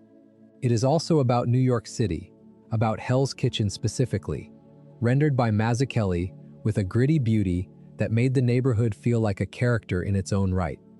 At the same time, the X-Men under Claremont continued to evolve. The mid-1980s saw some of the most ambitious X-Men storytelling of the era. Days of Future Past, published in Uncanny X-Men issues 141 and 142 in January and February of 1981, depicted a dystopian future in which mutants had been hunted to near extinction by the robotic Sentinels. God Loves, Man Kills, a graphic novel published in 1982, dealt explicitly with religious bigotry and the persecution of mutants as a metaphor for real-world prejudice. The Mutant Massacre, a 1986 crossover, introduced a level of violence to the X-Men titles that shocked readers, with a team of assassins called the Marauders slaughtering the underground mutant community known as the Morlocks. Claremont's genius was in treating the X-Men not as a single book, but as a narrative ecosystem. By the mid-1980s, there were multiple X-Men titles, including The New Mutants, which debuted in 1982 and focused on a younger generation of Xavier's students, and X-Factor, which launched in 1986 and reunited the original 5 X-Men. Each title had its own identity and its own stories, but they all existed within the larger story of Claremont's vision. Characters moved between titles. Events in one book had consequences in another. The X-Men line was, in effect, a serialized television universe decades before that concept existed in any other medium. The cosmic corner of the Marvel Universe also continued to expand during this period. Jim Starlin returned to Thanos in the late 1980s, writing a series of stories in Silver Surfer that reintroduced the character after a long absence and set the stage for what would become one of the most commercially successful Marvel storylines of all time. The Infinity Gauntlet, published as a 6-issue limited series from July to December of 1991, was Starlin's magnum opus. The premise was devastatingly simple. Thanos acquires the 6 Infinity Gems, objects of immeasurable cosmic power that grant mastery over mind, space, time, power, reality, and soul. He combines them into a single weapon, the Infinity Gauntlet, and with a snap of his fingers, he erases half of all life in the universe. That image, a single snap, half of everything, gone. It is the kind of idea that sounds absurd in summary and feels apocalyptic in execution. Starlin understood that the power of the concept lay not in the spectacle of the destruction, but in the intimacy of its motivation. Thanos does not destroy half the universe because he wants to conquer it. He does it to impress death, the literal personification of death, who stands silently beside him throughout the series, never speaking, never acknowledging his devotion. Thanos commits the greatest act of mass murder in the history of fiction because he wants someone to love him back. That is not the behavior of a conqueror. That is the behavior of someone who is profoundly, cosmically lonely. The Infinity Gauntlet was penciled by George Perez for the first 4 issues and Ron Lim for the final 2. The series brought together virtually every hero in the Marvel Universe in a desperate, doomed assault on Thanos, and Starlin orchestrated the battle with a grim fatalism that made the heroes' courage feel both noble and futile. They could not win. They were fighting a god. And the fact that they fought anyway, knowing they would lose, was the point. The series was a massive commercial success and spawned 2 immediate sequels, The Infinity War in 1992 and The Infinity Crusade in 1993. More importantly, It established Thanos and the Infinity Gems as central pillars of the Marvel Universe, concepts that would, decades later, form the backbone of the most successful film franchise in history. But in 1991, nobody was thinking about movies. They were thinking about comics. And the Infinity Gauntlet was proof that cosmic-scale storytelling, stories about gods and the death of universes, could be commercially viable if it was grounded in character. The early 1990s were, by many measures, the peak of the American comic book industry. Sales were higher than they had been in decades. New readers were flooding into comic book shops. Titles were selling millions of copies, and the most popular artists in the industry were becoming celebrities in their own right. But something was wrong, something that most people in the industry did not see, or did not want to see, until it was too late. The comic book speculation bubble of the early 1990s is one of the great cautionary tales of American popular culture. It began innocuously enough. In the late 1980s, news stories began appearing about old comic books selling for enormous sums at auction. Action Comics #1, the first appearance of Superman, sold for hundreds of thousands of dollars. The message was simple and intoxicating. Comic books were valuable. Buying comics was not just a hobby, it was an investment. The industry leaned into this perception with both hands. Publishers began producing variant covers, the same comic with multiple different covers, each intended to be collected separately. They added gimmicks, holographic foil, die-cut covers, glow-in-the-dark ink, polybags containing trading cards. They published first issues of new series at a frantic pace, because first issues were perceived as more valuable by collectors. They encouraged readers to buy multiple copies of the same issue, to keep them sealed in plastic bags with backing boards, never to be read, only to be stored as investments. The problem was that the entire premise was false. Old comics were valuable because they were rare. They were rare because nobody had saved them. The comics of the 1990s were not rare.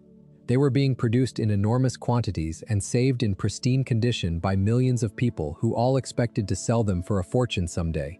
The supply was infinite. The future demand would be negligible. The speculation bubble was built on a fundamental misunderstanding of how value works, and its collapse was inevitable. But before it collapsed, it changed the industry in ways that are still being felt.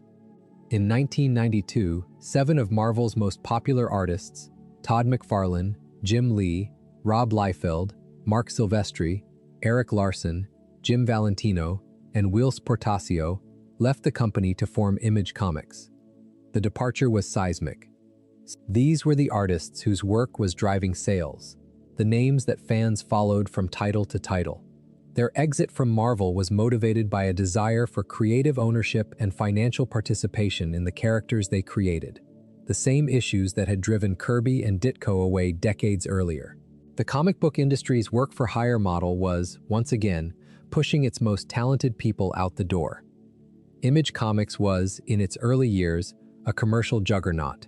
Titles like Spawn, created by McFarlane, and Wild Cats, created by Lee, sold millions of copies. But Image also embodied the worst excesses of the speculation era, emphasizing flashy art and marketable characters over storytelling substance. The books looked spectacular. Many of them did not make a great deal of sense, and the production schedules were erratic, with some titles shipping months or even years late.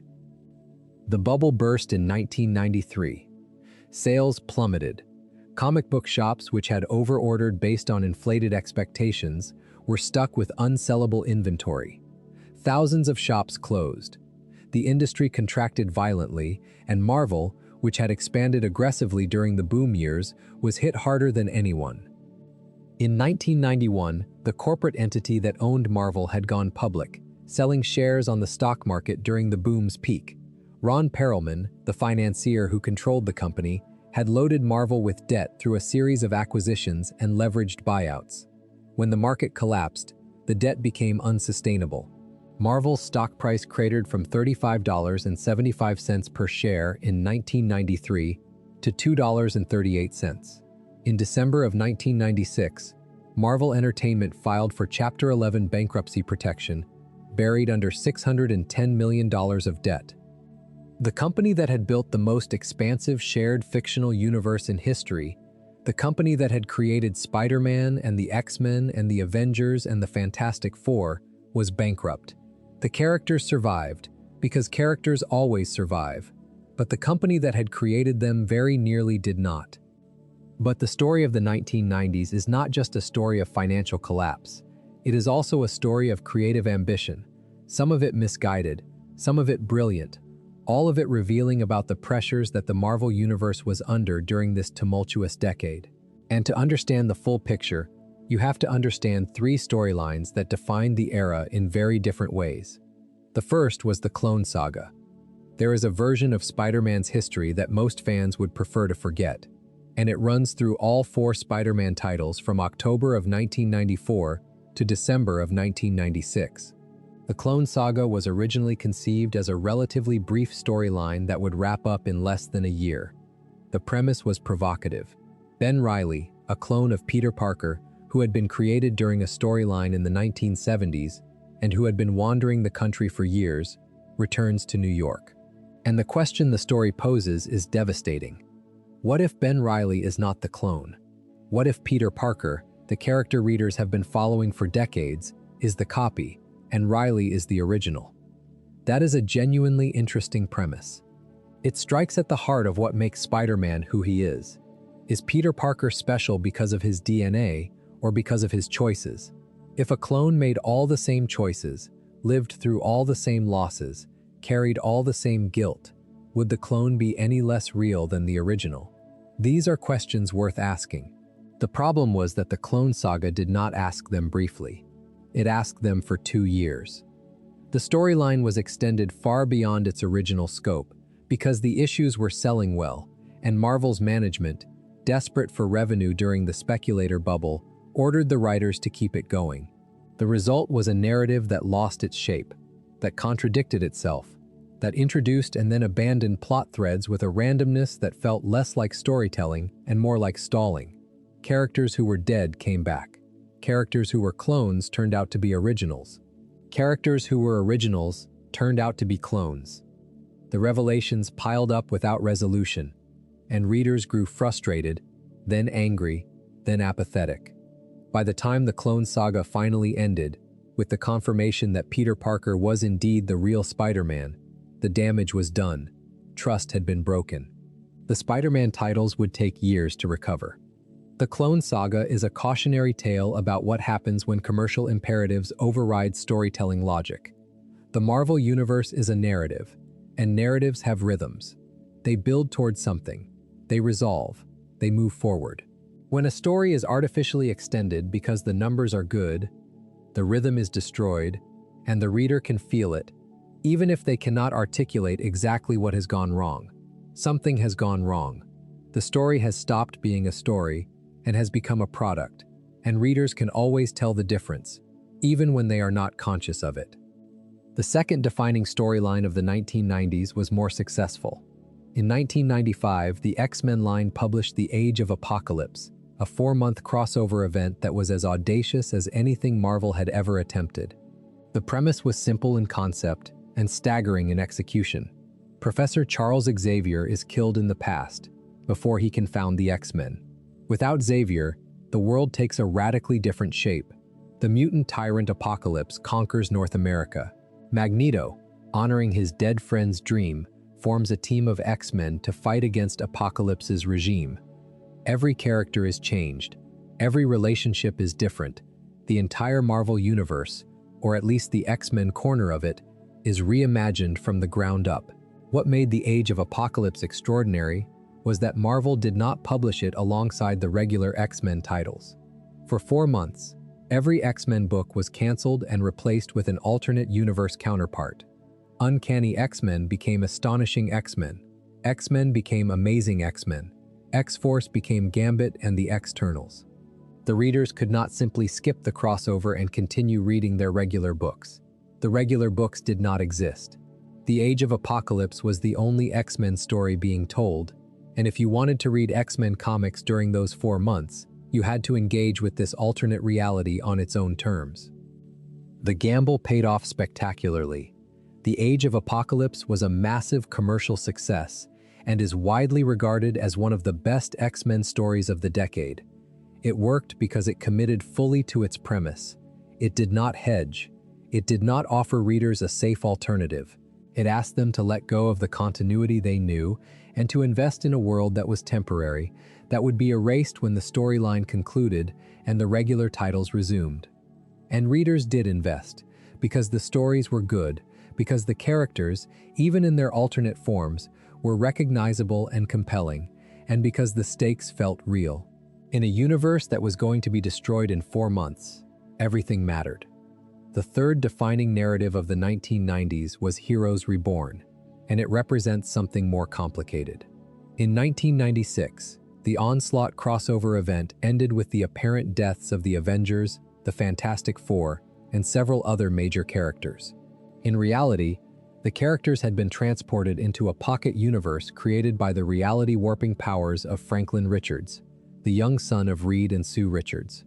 Within this pocket universe, the characters were reborn with no memory of their previous lives, allowing for fresh origin stories and clean starting points.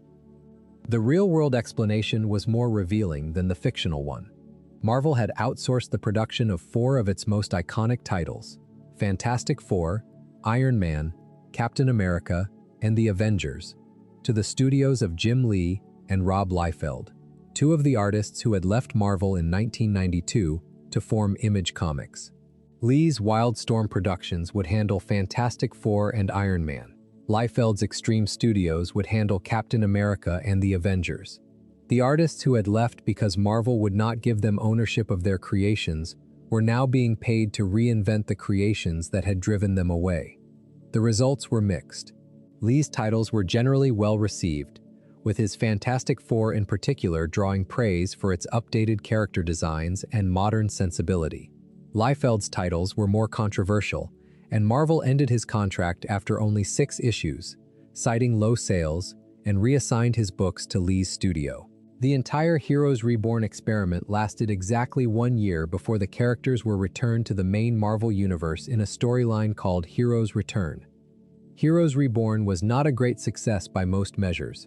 The stories were not, with some exceptions, particularly memorable. But the experiment revealed something important about the Marvel universe. You could reinvent these characters. You could strip away decades of continuity and start fresh. You could tell new versions of old stories without erasing the originals. And readers would show up, at least initially, because the characters themselves were strong enough to survive the reinvention. The lesson that Marvel learned from Heroes Reborn would be applied much more successfully a few years later, when the Ultimate line launched and proved that the concept of reinvention, executed with more care and more talented creators, could produce something genuinely extraordinary. If you have made it this far, you are clearly invested. Subscribing helps us keep telling these stories. The bankruptcy did not destroy Marvel, but it transformed it. The company that emerged from Chapter 11 protection in 1998 was leaner, more cautious, and acutely aware of how close it had come to annihilation. The comic book line had been gutted. Many titles had been canceled. The creative staff had been reduced.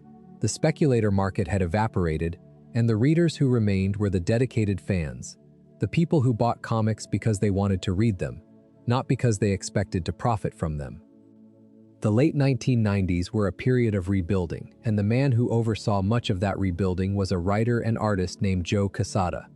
Quesada had been brought in to run a new imprint called Marvel Knights, which launched in 1998 with the mandate to revitalize some of Marvel's underperforming titles. The approach was simple but effective. Bring in top-tier talent. Give them creative freedom. Let them tell stories that treated the characters with the same seriousness that the best independent comics brought to their work. The Marvel Knights line produced a celebrated run of Daredevil by filmmaker Kevin Smith and artist Joe Quesada himself, a reinvention of Black Panther by writer Christopher Priest, and a reinvention of the Inhumans by writer Paul Jenkins and artist Jay Lee. These were not the bombastic, gimmick-driven comics of the speculation era. They were quiet, character-driven stories that reminded readers why these characters mattered. In 2000, Quesada was promoted to editor-in-chief of Marvel Comics, a position he would hold for the next 11 years. His first major initiative was the launch of the Ultimate line. The Ultimate Universe was a radical idea executed with precision. The premise was straightforward. Start over. Take the most iconic Marvel characters, Spider-Man, the X-Men, the Avengers, the Fantastic Four, and retell their stories from the beginning, updated for a modern audience, free from the decades of accumulated continuity that made the regular Marvel universe impenetrable to new readers. The Ultimate titles would exist in their own separate universe, with no connection to the ongoing stories in the regular Marvel comics. New readers could pick up Ultimate Spider-Man #1 without needing to know anything about the previous 40 years of Spider-Man history. Ultimate Spider-Man, launched in 2000 by writer Brian Michael Bendis and artist Mark Bagley, was the flagship of the line and one of the most successful relaunches in Marvel history. Bendis retold Peter Parker's origin story with a decompressed cinematic pacing that felt radically different from the compressed storytelling of traditional comics. Where the original Spider-Man origin in Amazing Fantasy #15 had been told in 11 pages, Bendis took 7 full issues to cover the same ground. Every scene breathed, every conversation lasted. The result was a Peter Parker who felt more fully realized than any previous version, a teenager whose life was rendered with enough detail and specificity that readers who had never picked up a comic book could recognize themselves in him. The Ultimate line also included Ultimate X-Men by Mark Millar and Adam Kubert, and The Ultimates by Millar and Brian Hitch. The Ultimates, in particular, was a watershed moment. Millar reimagined the Avengers as a government-sponsored super team operating in a world that felt uncomfortably close to the real one. The politics were explicit, the violence was graphic, the characters were morally ambiguous, in ways that the regular Avengers had rarely been. Captain America was not the gentle, idealistic figure of the main universe. He was a soldier from the 1940s struggling to adapt to a world he did not recognize, and his patriotism was tinged with a rigidity that made him as frightening as he was inspiring. Nick Fury, reimagined as a character who looked like Samuel L. Jackson with Jackson's explicit permission, became the connective tissue of the Ultimate Universe, the man who assembled the team and who operated in the moral gray areas that the heroes could not. The Ultimates is directly responsible for the Marvel Cinematic Universe. The character designs, the tone, the emphasis on grounded, real-world consequences. The version of Nick Fury that appears in every Marvel film is the Ultimate version, and the casting of Samuel L. Jackson in the role was a direct result of Millar and Hitch's design. The Avengers film that would be released in 2012 and become the third highest-grossing movie of all time was, in many ways, a live-action adaptation of The Ultimates. But in the early 2000s, the movies were still in the future. The comics were what mattered, and the comics were about to enter an era defined by a single concept, the event. Brian Michael Bendis, who had made his name on Ultimate Spider-Man, was given the keys to the main Marvel Universe in 2004 when he launched New Avengers, a reimagining of the Avengers that brought together an unexpected roster including Spider-Man, Wolverine, Luke Cage, and Spider-Woman alongside Captain America and Iron Man. Bendis had a gift for dialogue that made superheroes sound like real people having real conversations. And his Avengers run brought a street-level sensibility to a title that had traditionally been about grand, cosmic threats. Under Bendis, the Avengers talked. They argued. They sat around a table and debated what it meant to be a hero. And the debates were not window dressing. They were the story. Bendis also wrote the event that, in some ways, set the stage for everything that followed. Avengers Disassembled, published in 2004, systematically destroyed the Avengers by revealing that Wanda Maximoff, the Scarlet Witch, had suffered a complete psychotic break. Her reality-warping powers, which had always been vaguely defined and somewhat inconsistent, were now revealed to be practically limitless, and she used them to tear the team apart.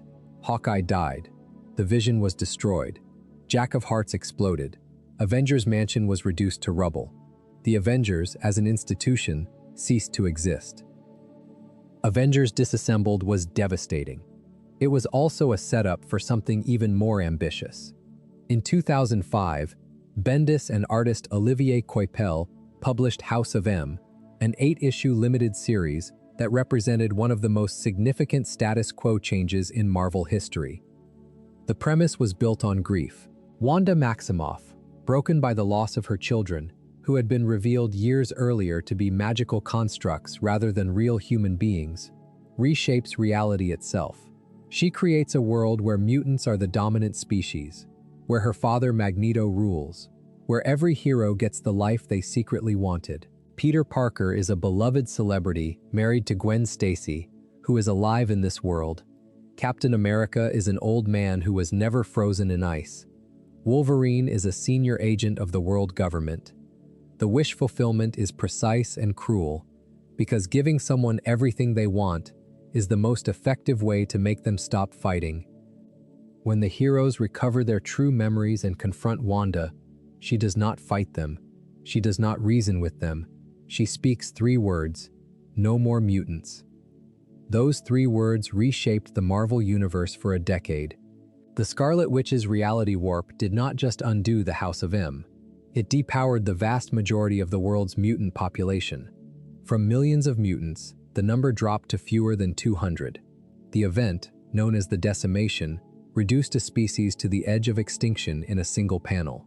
Nearly 1 million mutants were either depowered or killed as a result of losing their abilities. Some lost their powers and nothing else. Some lost their powers and died because their powers were the only thing keeping them alive. The Decimation was not a simple plot device. It was a creative decision that fundamentally altered the mutant metaphor.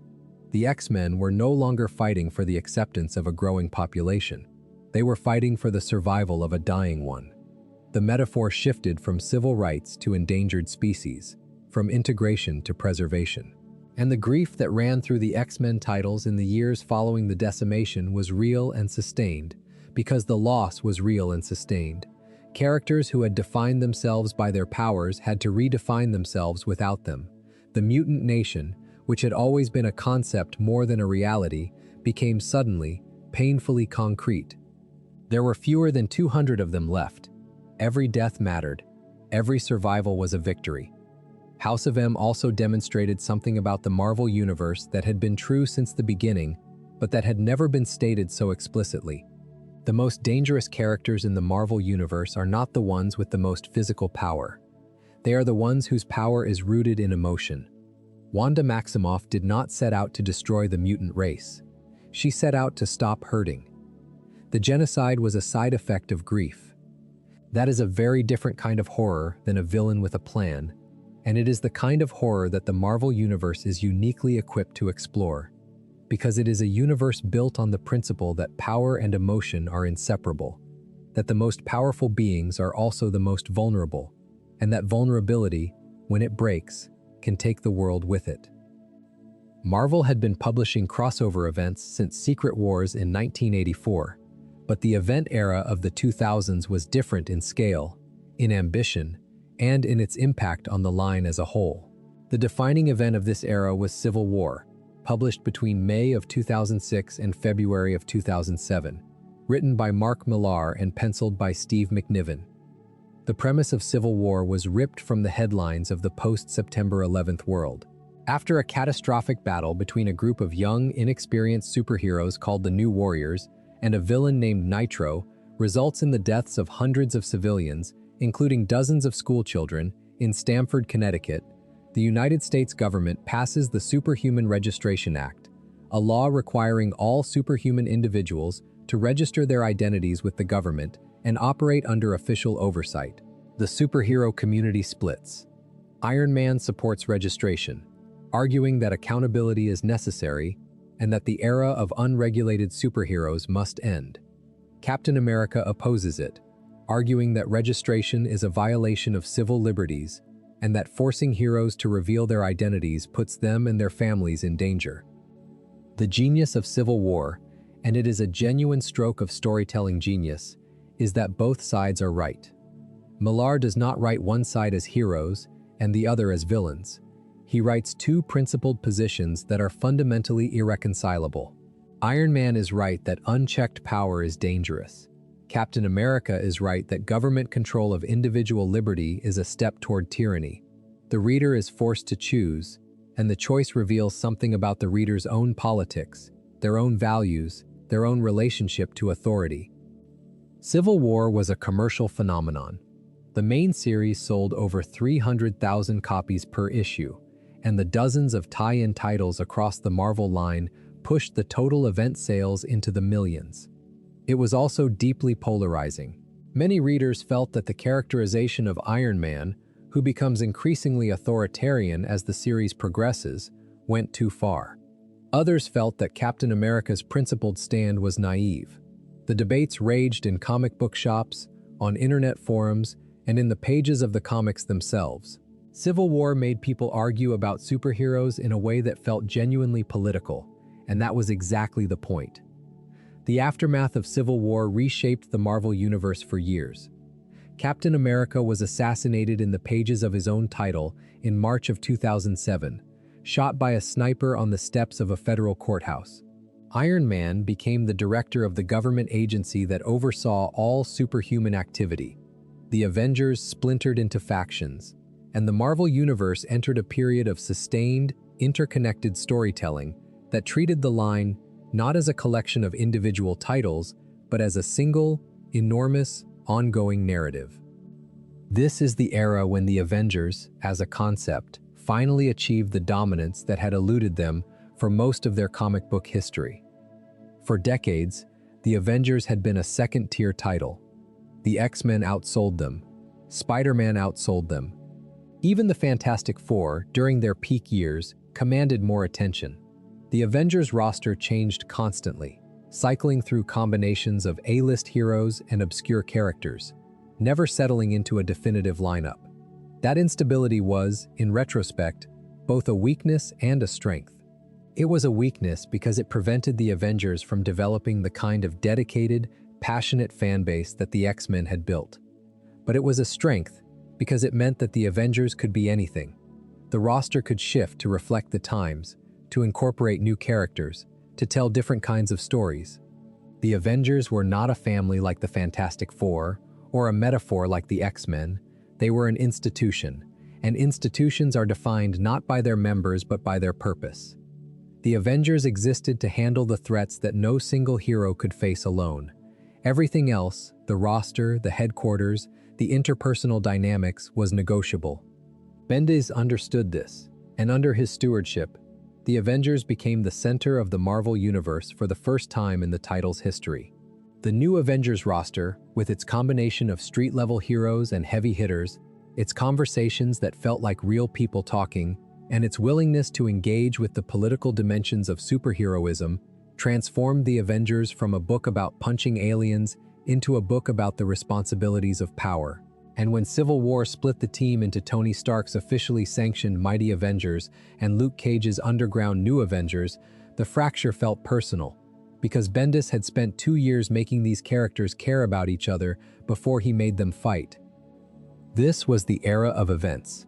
Civil War was followed by World War Hulk in 2007, in which the Hulk returned from exile in space and laid siege to New York City, seeking revenge on the heroes who had banished him. World War Hulk deserves a moment of its own because it is the purest expression of what the Hulk has always been about. The Illuminati, a secret cabal of heroes including Iron Man, Reed Richards, Doctor Strange, and Black Bolt, had decided that the Hulk was too dangerous to remain on Earth and had launched him into space. They sent him to a peaceful planet where he could live in peace. Instead, he landed on a warrior world called Sakaar, where he was enslaved, then rose to become a gladiator champion, a king, and a husband. He found happiness. He found love. And then a malfunction in the ship the Illuminati had sent him in destroyed his kingdom and killed his wife. The Hulk returned to Earth not as a mindless monster, but as a general, leading an army, demanding that the men who had exiled him face justice for what they had done. World War Hulk is a story about the consequences of arrogance, about what happens when intelligent, powerful people decide that they know what is best for someone else and impose that decision without consent. The Illuminati were not wrong that the Hulk was dangerous. But they were wrong to make the decision for him, and the destruction that follows is not the Hulk's fault. It is theirs.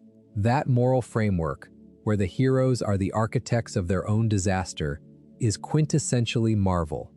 Secret Invasion followed in 2008, revealing that the shape-shifting alien Skrulls had been infiltrating Earth for years, replacing key figures with imposters. Dark Reign, in 2009, saw the villain Norman Osborn, the Green Goblin, installed as the head of national security, turning the machinery of government against the heroes. Siege, in 2010, brought the cycle to a close with an assault on Asgard that reunited the Avengers and restored the status quo. Each event built on the last. Each raised the stakes. Each promised to change everything and, to varying degrees, delivered on that promise. The event-driven model was commercially successful, driving sales across the entire line and creating the kind of shared narrative momentum that kept readers invested month after month. But it was also exhausting. By the end of the decade, many readers and creators felt that the constant escalation was unsustainable, that the Marvel Universe had become a place where nothing could stand still long enough to be appreciated, where every story was either building toward the next event or cleaning up after the last one. This tension between the desire for epic, universe-spanning narratives and the need for intimate, character-driven stories has defined the Marvel Universe ever since. It is the central creative challenge of maintaining a shared fictional universe over decades. How do you keep the world feeling fresh without making it feel unstable? How do you tell stories that matter without making every story an extinction-level event? How do you honor the past without being trapped by it? These are not questions that have been resolved. They are questions that the Marvel Universe continues to wrestle with, issue by issue, year by year, because they are, at their core, questions about storytelling itself. How do you tell a story that never ends? How do you maintain meaning in a narrative that has no conclusion? How do you make readers care about characters who have been alive for 60 years and who will be alive for 60 more? The answer, when it works, is the same answer it has always been. You make the characters feel real. You give them problems that matter. You let them fail. You let them grieve. You let them change, even if the change is eventually reversed, because the experience of change is what makes the characters feel alive. The Marvel Universe is not a museum of static icons. It is a living world, and living worlds are defined by motion, by growth, by the passage of time, even when time, in the literal sense, does not actually pass. There is a moment in the history of the Marvel Universe that does not happen on the page. It happens in a boardroom, and it changes everything.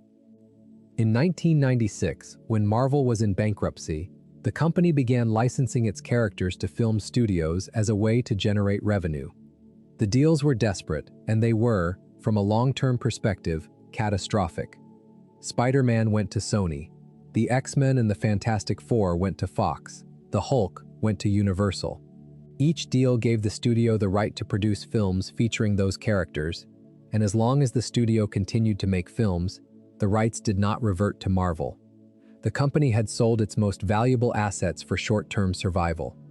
The early films produced under these deals were a mixed bag. Blade, produced by New Line Cinema and released in 1998, was a surprise hit that proved a Marvel property could succeed at the box office. The X-Men film, directed by Bryan Singer and released in 2000, was a critical and commercial success that demonstrated the viability of a faithful, character-driven superhero film. Spider-Man, directed by Sam Raimi and released in 2002, was a phenomenon, earning over $800 million worldwide and establishing the superhero film as a dominant genre in Hollywood. But Marvel was not making these films. Marvel was licensing its characters and collecting a fraction of the revenue. The billions of dollars that Spider-Man and the X-Men generated at the box office went primarily to Sony and Fox. Marvel received licensing fees that were, relative to the film's earnings, modest. The company watched its characters become the most bankable properties in Hollywood and received a comparatively small share of the profits. This realization drove the most consequential business decision in Marvel's history.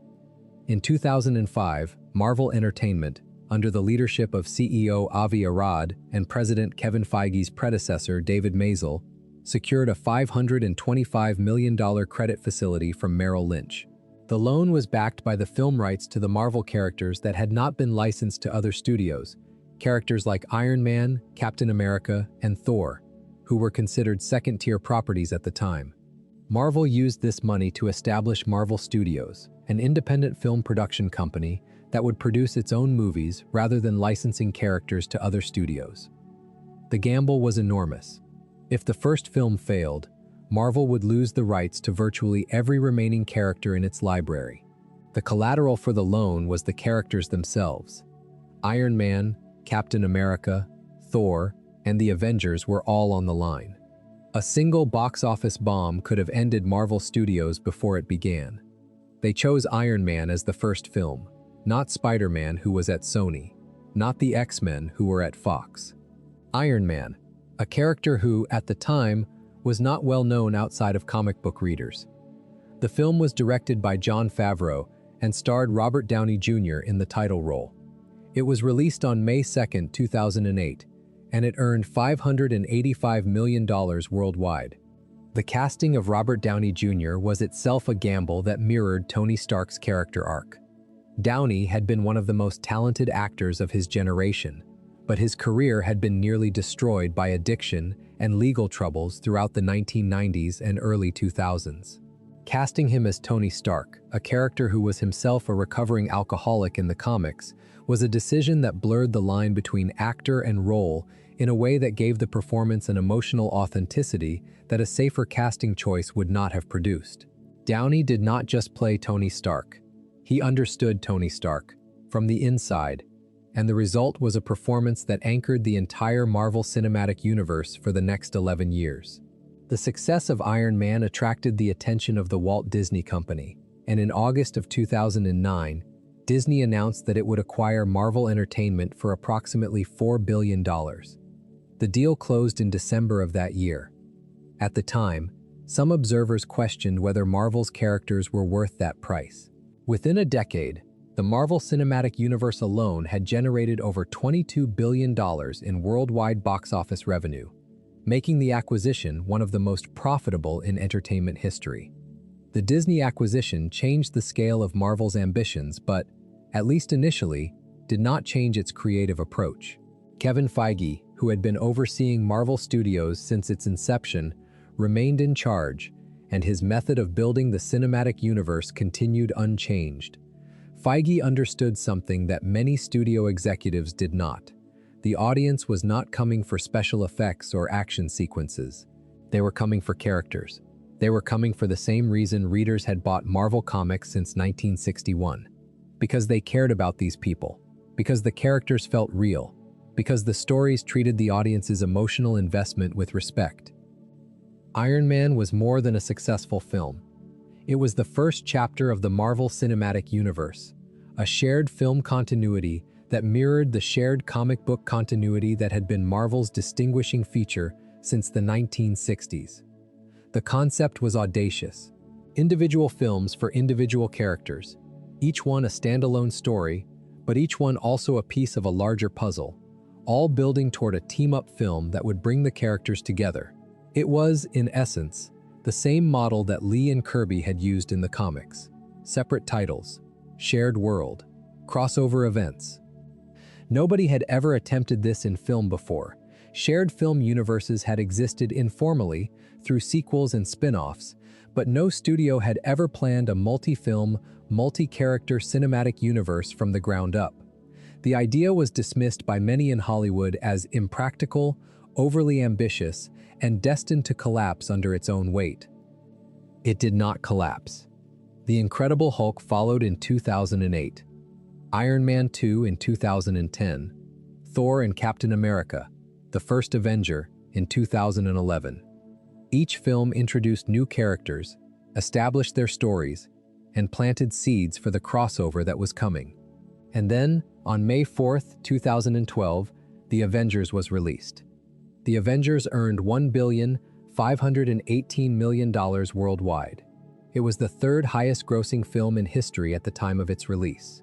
It proved that the shared universe model worked, that audiences would follow multiple characters across multiple films and show up in even greater numbers when those characters came together. And it established Kevin Feige, who had been overseeing Marvel Studios since its inception, as the most successful producer in Hollywood history. The Marvel Cinematic Universe continued to expand throughout the 2010s, and several of its entries deserve specific attention because they represent moments where the translation from page to screen achieved something genuinely remarkable. Guardians of the Galaxy, released in 2014 and directed by James Gunn, was a test of the MCU's elastic boundaries. The Guardians were obscure characters, virtually unknown outside of devoted comic book readers. The team consisted of a human raised by aliens, a green-skinned assassin, a talking raccoon, a sentient tree whose entire vocabulary consisted of 3 words, and a literal-minded brute named Drax. The film should not have worked. It was too strange, too far removed from the grounded, character-driven template that Iron Man had established. And yet it earned over $770 million worldwide, because Gunn understood something essential about the Marvel formula. It does not matter how weird the concept is, as long as the emotions are real. The Guardians were misfits and outcasts, and the film was, beneath its cosmic spectacle, a story about finding family among people who were as broken as you were. That is a Marvel story. The setting is irrelevant. The emotional architecture is everything. Black Panther, released in February of 2018 and directed by Ryan Coogler, was a cultural phenomenon that transcended the boundaries of the superhero genre. The film earned over $1.3 billion worldwide and became the first superhero film to be nominated for the Academy Award for Best Picture. But the numbers do not capture what Black Panther meant. The film took the concept that Lee and Kirby had introduced in 1966, a technologically advanced African nation, and rendered it with a visual and cultural specificity that made Wakanda feel not like a fantasy, but like a place that should exist. The costumes drew on actual African textile traditions. The languages incorporated real African linguistic elements. The architecture blended traditional African design with futuristic technology. And the story, a conflict between a king who wanted to protect his nation and a challenger who wanted to use its resources to liberate oppressed people around the world, was a political argument disguised as an action movie.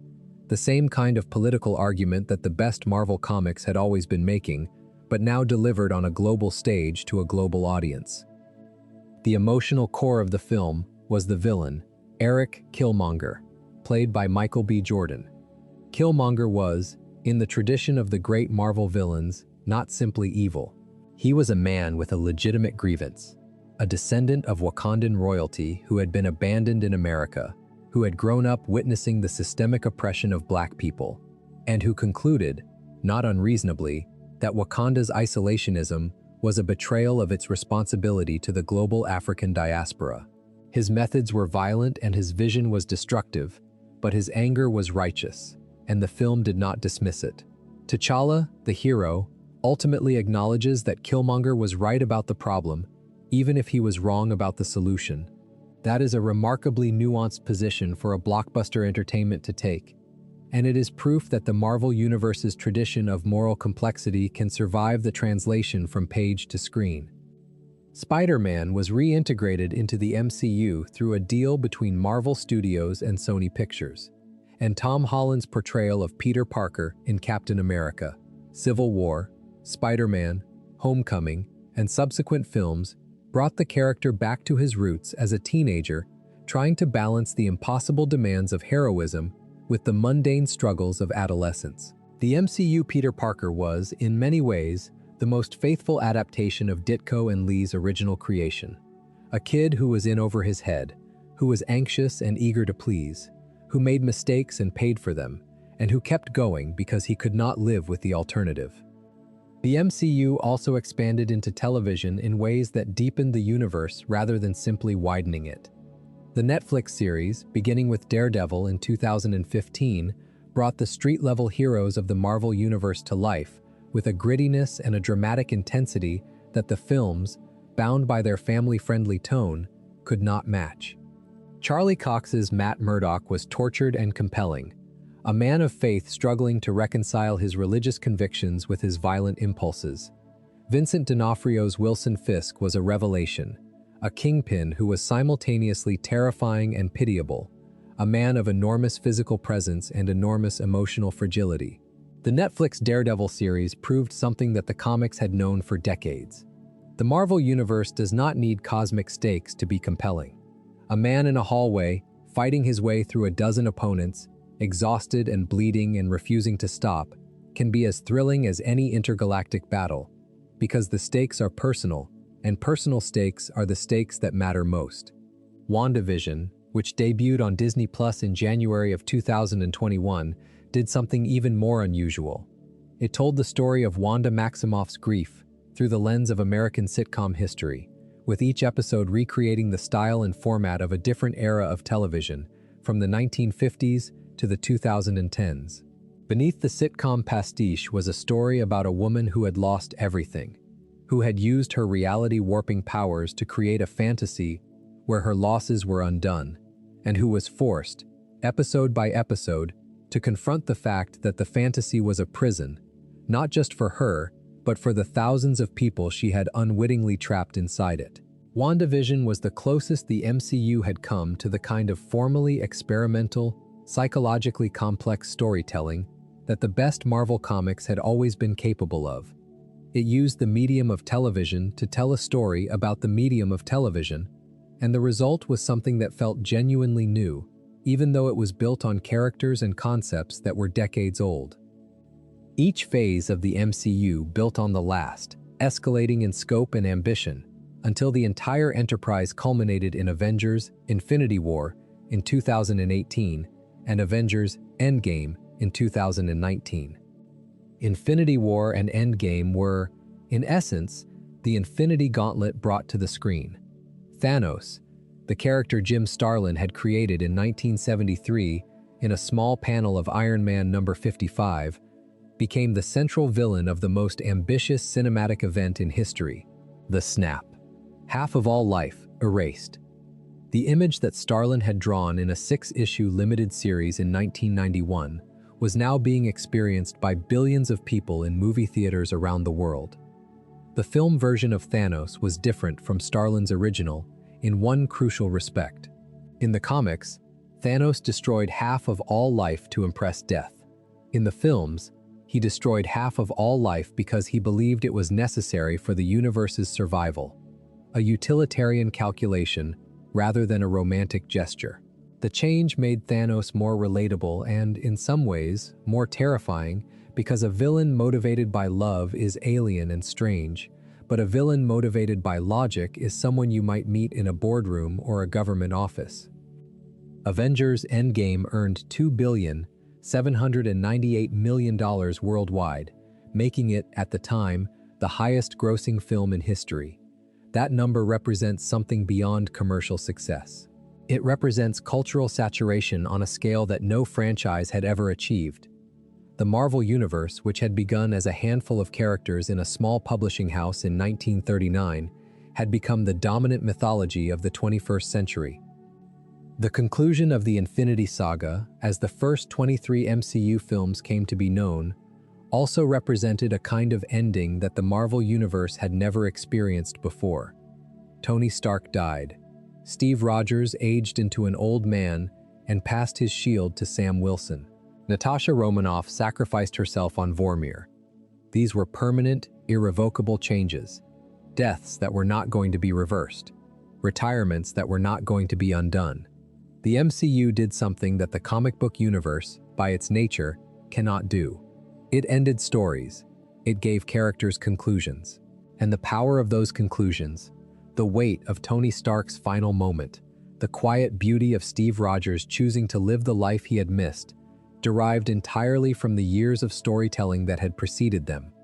23 films, 11 years, dozens of characters, all building toward a handful of moments that felt earned because they had been.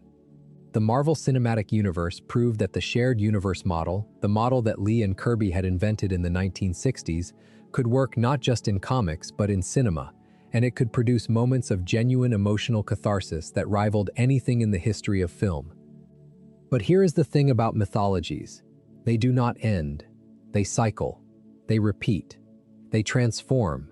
And the Marvel Universe, in both its comic book and cinematic incarnations, has demonstrated this truth with a consistency that borders on the inevitable.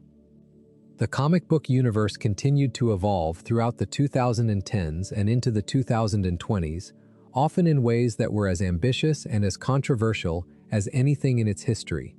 And the writer who pushed the comics the furthest during this period was Jonathan Hickman. Hickman had first made his mark at Marvel with a run on Fantastic Four that began in 2009, and that is widely regarded as the best Fantastic Four story since Lee and Kirby. Hickman understood something about the Fantastic Four that many writers had missed. They were not superheroes. They were explorers.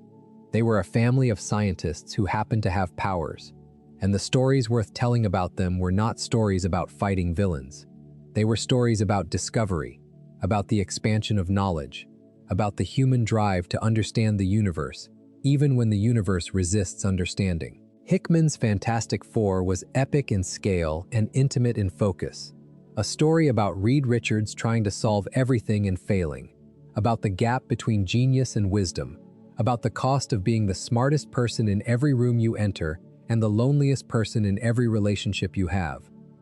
Hickman then moved to the Avengers in 2012, launching 2 concurrent titles, Avengers and New Avengers, that told a single massive story over the course of 3 years. And this story engaged with a concept that had been woven into the Marvel Universe since its earliest days, but that had never been treated with this level of seriousness. The multiverse. The idea that the Marvel Universe was not the only universe, that there were infinite parallel realities branching off from every decision and every possibility, had been a part of Marvel's cosmology for decades. The concept had been used for fun, alternate universe stories where familiar characters appeared in unfamiliar contexts, and it had been used for commerce, allowing the publisher to tell stories that could not happen in the main continuity without worrying about permanent consequences. But Hickman used the multiverse as a source of existential horror. The story was about the death of the multiverse. Parallel Earths were colliding, 2 at a time, and each collision destroyed both universes unless one Earth was destroyed first to prevent the collision. These collisions were called incursions, and they were happening with increasing frequency, a slow-motion apocalypse that no amount of heroism could prevent.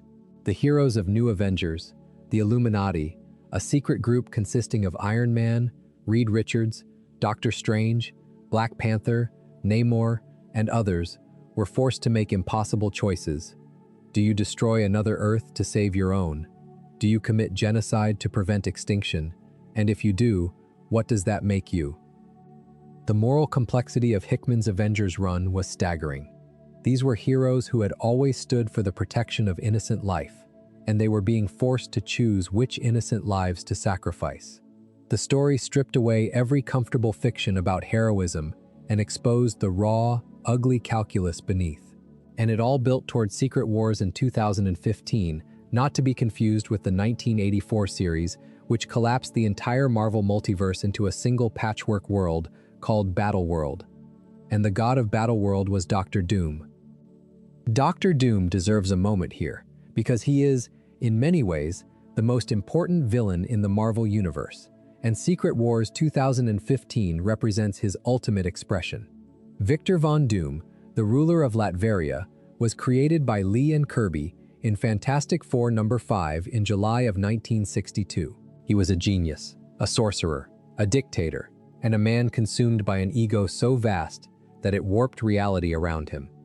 Doom believed, with absolute conviction, that he was the only person capable of saving the world, and every act of villainy he committed was, in his own mind, a necessary step toward that salvation.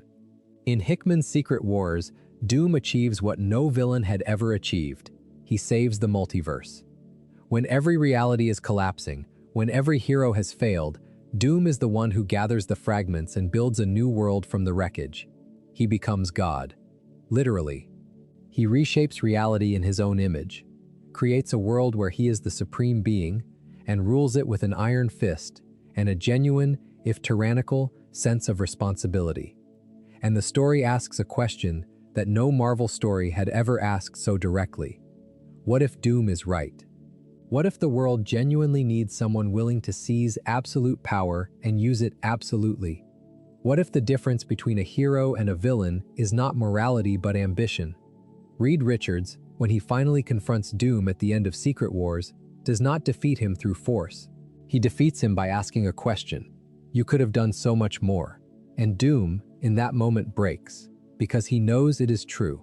His ego, the thing that made him seize power in the first place, is also the thing that prevented him from using that power well. He could have built a paradise. Instead, he built a monument to himself. And the gap between what Doom could have been and what Doom chose to be is the gap that defines the character, that makes him not just a villain but a tragedy. When the universe was rebuilt after Secret Wars, it merged elements of the Ultimate Universe into the main continuity, including Miles Morales, the Afro-Latino Spider-Man who had been introduced in the Ultimate line in 2011 by writer Brian Michael Bendis and artist Sarah Pichelli. Miles Morales is, in many ways, the character who best represents where the Marvel Universe is now. He is not a replacement for Peter Parker. He is not an alternative. He is an expansion. He is the proof that the Marvel Universe is large enough to contain multiple versions of its most iconic concepts, that Spider-Man is not a person, but an idea, and that the idea belongs to everyone. The animated film Spider-Man Into the Spider-Verse, released in 2018, made this argument with a visual and narrative brilliance that earned it the Academy Award for Best Animated Feature, and cemented Miles as one of the most beloved characters in the Marvel pantheon. The X-Men, too, experienced a radical reinvention. In 2019, Jonathan Hickman launched a new era of X-Men comics with the twin series House of X and Powers of X, which reimagined the mutant metaphor from the ground up. In Hickman's vision, the mutants stopped fighting for acceptance from humanity and instead built their own nation, an island called Krakoa, where all mutants were welcome, regardless of their past.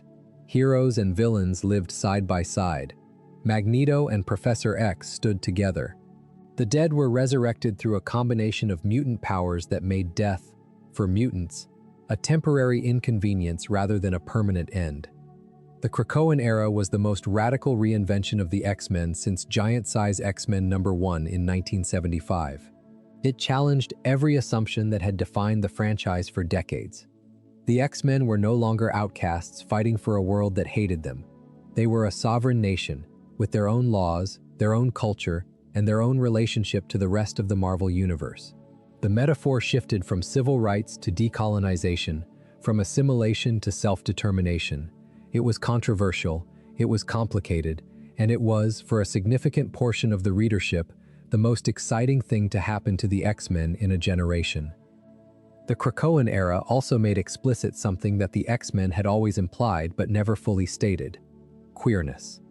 The X-Men had been read as a queer metaphor since at least the 1980s. The closeted identity, the fear of discovery, the chosen family that accepts you when your biological family does not. But on Krakoa, the subtext became text. Characters who had been coded as queer for decades were written as openly queer. Relationships that had been hinted at for years were acknowledged and celebrated. Krakoa was not just a mutant nation. It was a space where identity, in all its forms, was not merely tolerated, but affirmed. The X-Men, who had always been Marvel's most politically charged property, became, during the Krakoan era, genuinely radical in their representation of marginalized identities, and the readership, by and large, responded with enthusiasm. The people who had always seen themselves in the X-Men were finally seeing themselves explicitly, and that visibility mattered. The Krakoan era ran from 2019 to 2024, spanning dozens of titles and hundreds of issues, before it was brought to a close and the X-Men were returned to a more traditional status quo. But the Krakoan era deserves more attention than a summary, because it represents the fullest expression of something the X-Men had always been reaching toward. For decades, the X-Men's story had been defined by their relationship to humanity. They fought for humans. They protected humans. They begged humans for acceptance. The dream, Xavier's dream, was integration, and for 60 years, that dream had defined the franchise. The mutants saved the world. The world hated them anyway. The mutants saved the world again. The world hated them again. The cycle repeated endlessly, and the tragedy of that repetition was supposed to be the point. Hickman broke the cycle. In House of X and Powers of X, he did not just change the status quo. He questioned the fundamental assumption that had underpinned every X-Men story ever told. What if the dream of integration was not noble but naive? What if asking for acceptance from people who would never give it was not principled but self-destructive? What if the mutants stopped trying to be part of humanity and started trying to be something new? The answer was Krakoa, a living island, a sovereign nation, a place where every mutant, regardless of their history, was welcome. Mystique walked the same streets as Cyclops. Apocalypse sat on the same governing council as Jean Grey. Sinister, who had committed atrocities against mutants for generations, was given a seat at the table because the Krakoan philosophy demanded it. You are a mutant. You are welcome. What you have done does not matter. What you are matters. The resurrection protocols were the most radical element of the Krakoan era. A combination of 5 mutant powers, working in concert, could create a new body for any dead mutant and restore their consciousness from a psychic backup maintained by Professor Xavier. Death, for mutants, was no longer permanent. It was an inconvenience. The implications of this concept were staggering, and Hickman and the writers who followed him explored those implications with a seriousness that elevated the entire franchise. What does morality mean when death has no consequences? What does sacrifice mean when the person who sacrifices themselves can be brought back the next day? What does war mean when your soldiers are effectively immortal? These are not superhero questions. They are philosophical questions, and the Krakoan era engaged with them week after week, month after month, for 5 years. The era also produced moments of genuine beauty. The first Hellfire Gala, an annual event where the mutants of Krakoa invited the human world to witness their culture, was a celebration of mutant identity that the franchise had never attempted before. The costumes were extravagant. The politics were sharp, and the subtext was clear. We are not asking for your acceptance. We are showing you what we are. Look at us. We are magnificent. The Krakoan era ended, as all eras end, with a return to something more familiar. The island fell. The resurrection protocols were lost. The mutants were scattered again, back into a world that feared them, back into the cycle of persecution and perseverance that had defined the franchise since 1963. But the Krakoan era had changed something that could not be unchanged. It had shown that the X-Men could be something other than victims. It had shown that the mutant metaphor could grow, could evolve, could address questions that the original metaphor was not equipped to handle. And it had shown that the Marvel Universe, even after 60 years, could still surprise you. That cycle, innovation followed by return, is the heartbeat of the Marvel Universe. Every radical change is eventually softened. Every status quo is eventually disrupted. The universe breathes in and breathes out, and the rhythm of that breathing is what keeps it alive. If this history has been the kind of thing you want to hear more of, subscribing is the simplest way to make that happen. There is something else that needs to be said about the Marvel Universe, something that goes beyond the characters and the storylines and the business decisions. It needs to be said because it is the thing that makes all the rest of it matter. The Marvel Universe taught an entire generation of people how to think about heroism. Not the simple heroism of the Golden Age, where heroes were righteous and villains were evil, and the line between them was never in doubt. The Marvel Universe taught a more complicated lesson. It taught that heroism is a choice made under pressure, by imperfect people, in ambiguous circumstances.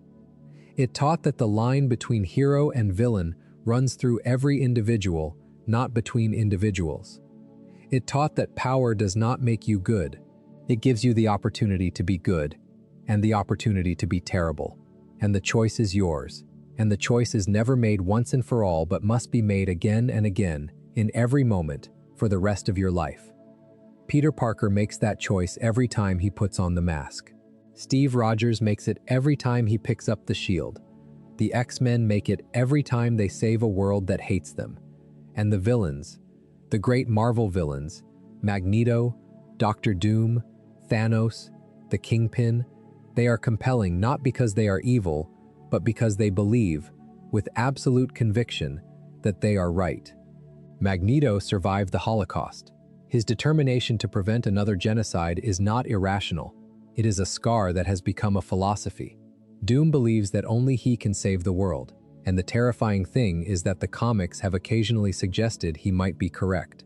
Thanos believes that the universe is overpopulated, and that reducing its numbers is an act of mercy. He is wrong, but his wrongness is internally consistent, and that consistency is what makes him frightening. The Marvel Universe does not offer easy moral lessons. It offers moral complexity. And that complexity, delivered through decades of storytelling, has shaped the moral imaginations of millions of people who grew up reading these comics and watching these films. When people say that superheroes are just for children, they are revealing that they have not actually engaged with the material. The Marvel Universe contains children's stories. It also contains stories about genocide, about addiction, about the corrupting nature of power, about the impossibility of perfect justice, about grief and loss, and the question of whether it is possible to be good in a world that is not. These are not simple themes.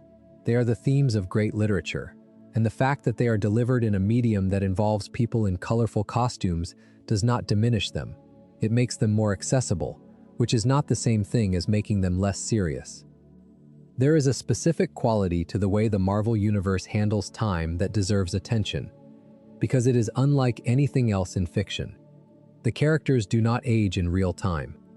Peter Parker was a teenager in 1962 and is, depending on the era, somewhere in his late 20s to early 30s today. More than 60 years of real-world history have passed, perhaps 15 years of fictional time. This creates a strange and beautiful effect. The characters exist in a perpetual present, carrying the weight of decades of experience compressed into a single life.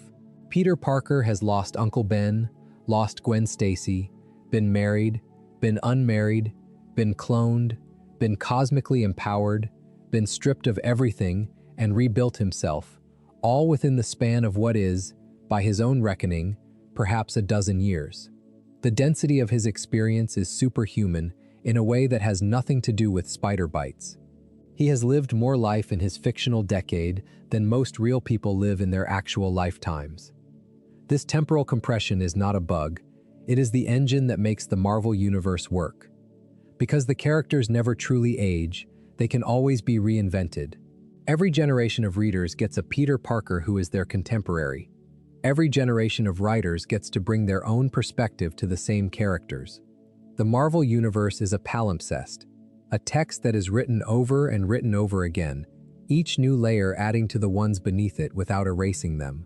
The result is something that no other form of fiction can replicate, a story that is simultaneously 87 years old and brand new, a mythology that is both ancient and contemporary, a world that remembers everything it has ever been while constantly becoming something it has never been before. Think about the sheer volume of what has been created within this world. Tens of thousands of characters, hundreds of thousands of individual comic book issues, dozens of feature films, television series that span hundreds of episodes, animated adaptations, video games, novels. The Marvel Universe is, by any quantitative measure, the largest fictional construct in human history. And yet it remains, at its core, a fundamentally intimate thing. A person in a costume, facing a problem, making a choice. That is what every Marvel story reduces to. The scale can be cosmic, or it can be personal. The villain can be Galactus, or it can be a landlord demanding rent. But the structure is always the same: a person, a problem, a choice. And the choices are what make the characters feel real, not the powers, not the costumes, not the cosmic events, the choices. Peter Parker chooses to be Spider-Man even though it costs him everything. Steve Rogers chooses to stand up even when standing up means standing alone. Wolverine chooses to be better than his nature. Storm chooses to lead even when leadership terrifies her. These choices are not grand in the way that cosmic battles are grand. They are grand in the way that human decisions are grand. Quietly, personally, with consequences that ripple outward in ways that the person making the choice cannot predict. The Marvel Universe has also grappled, throughout its history, with the question of legacy. What happens when a hero retires, or dies, or simply grows old? Who takes up the mantle? And what does the mantle mean when it is worn by someone new? These questions have become increasingly central to Marvel's storytelling in the 21st century. Sam Wilson became Captain America.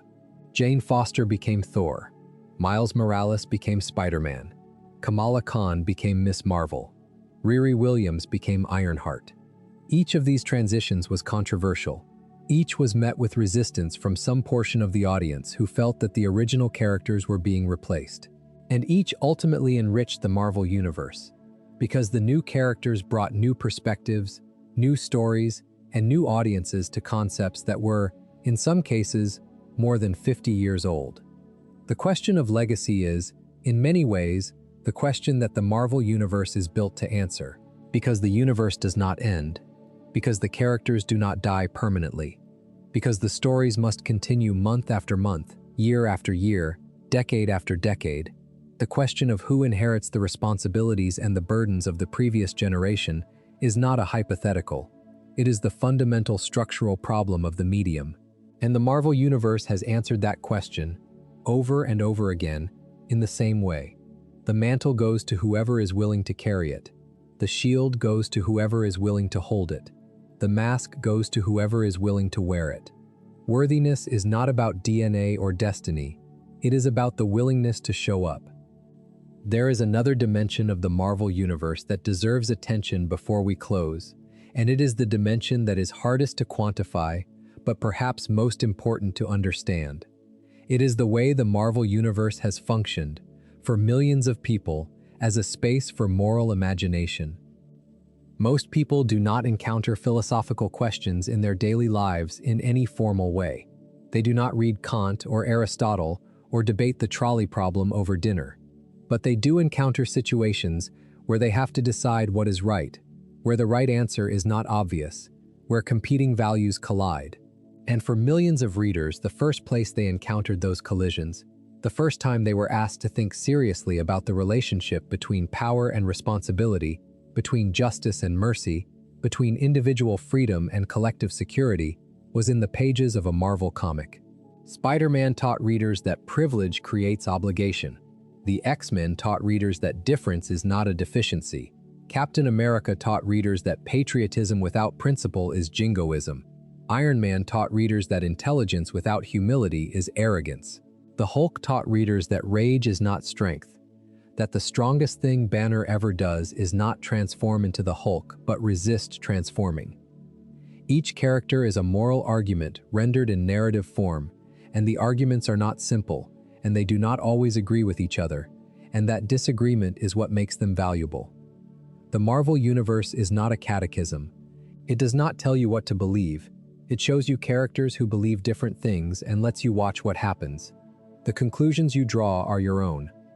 This is why the Marvel Universe matters beyond its commercial success, beyond its cultural ubiquity, beyond its status as the most valuable franchise in entertainment history. It matters because it has been, for nearly 9 decades, a machine for generating moral thought. Not moral instruction, moral thought. The difference is crucial. Instruction tells you the answer. Thought teaches you to ask the question. And the Marvel Universe, at its best, has always been more interested in questions than in answers. There is one more thing that needs to be said about the Marvel Universe, and it has to do with the people who built it. Not the characters, the creators. The writers and artists and editors and letterers and colorists who, over the course of nearly 9 decades, poured their talent and their labor into the construction of this world. Their story is as complicated and as morally ambiguous as any story the Marvel Universe itself has told. Stan Lee died on November 12, 2018, at the age of 95. In the final years of his life, he was surrounded by controversy, by allegations of elder abuse, by lawsuits, by people who wanted access to his name and his influence. The joyful promoter of the 1960s had become a frail old man in a complicated situation, and the industry he had helped to build watched with a mixture of concern and helplessness. But when he died, the tributes were overwhelming, because whatever the complications of his personal life and his professional legacy, the fact remained. Stan Lee changed the world. He changed the way stories were told. He changed the way readers related to fictional characters. He changed the possibilities of the medium. And the voice he created, that warm, irreverent, inclusive voice that made millions of people feel like they belonged to something, that voice echoes through every Marvel comic that has been published since, whether the writers know it or not. Jack Kirby died on February 6, 1994, at the age of 76. He died before the Marvel Cinematic Universe existed, before the characters he had created or co-created, Captain America, Thor, the Hulk, the Fantastic Four, the X-Men, the Black Panther, the Inhumans, the Eternals, became the most valuable intellectual properties in entertainment.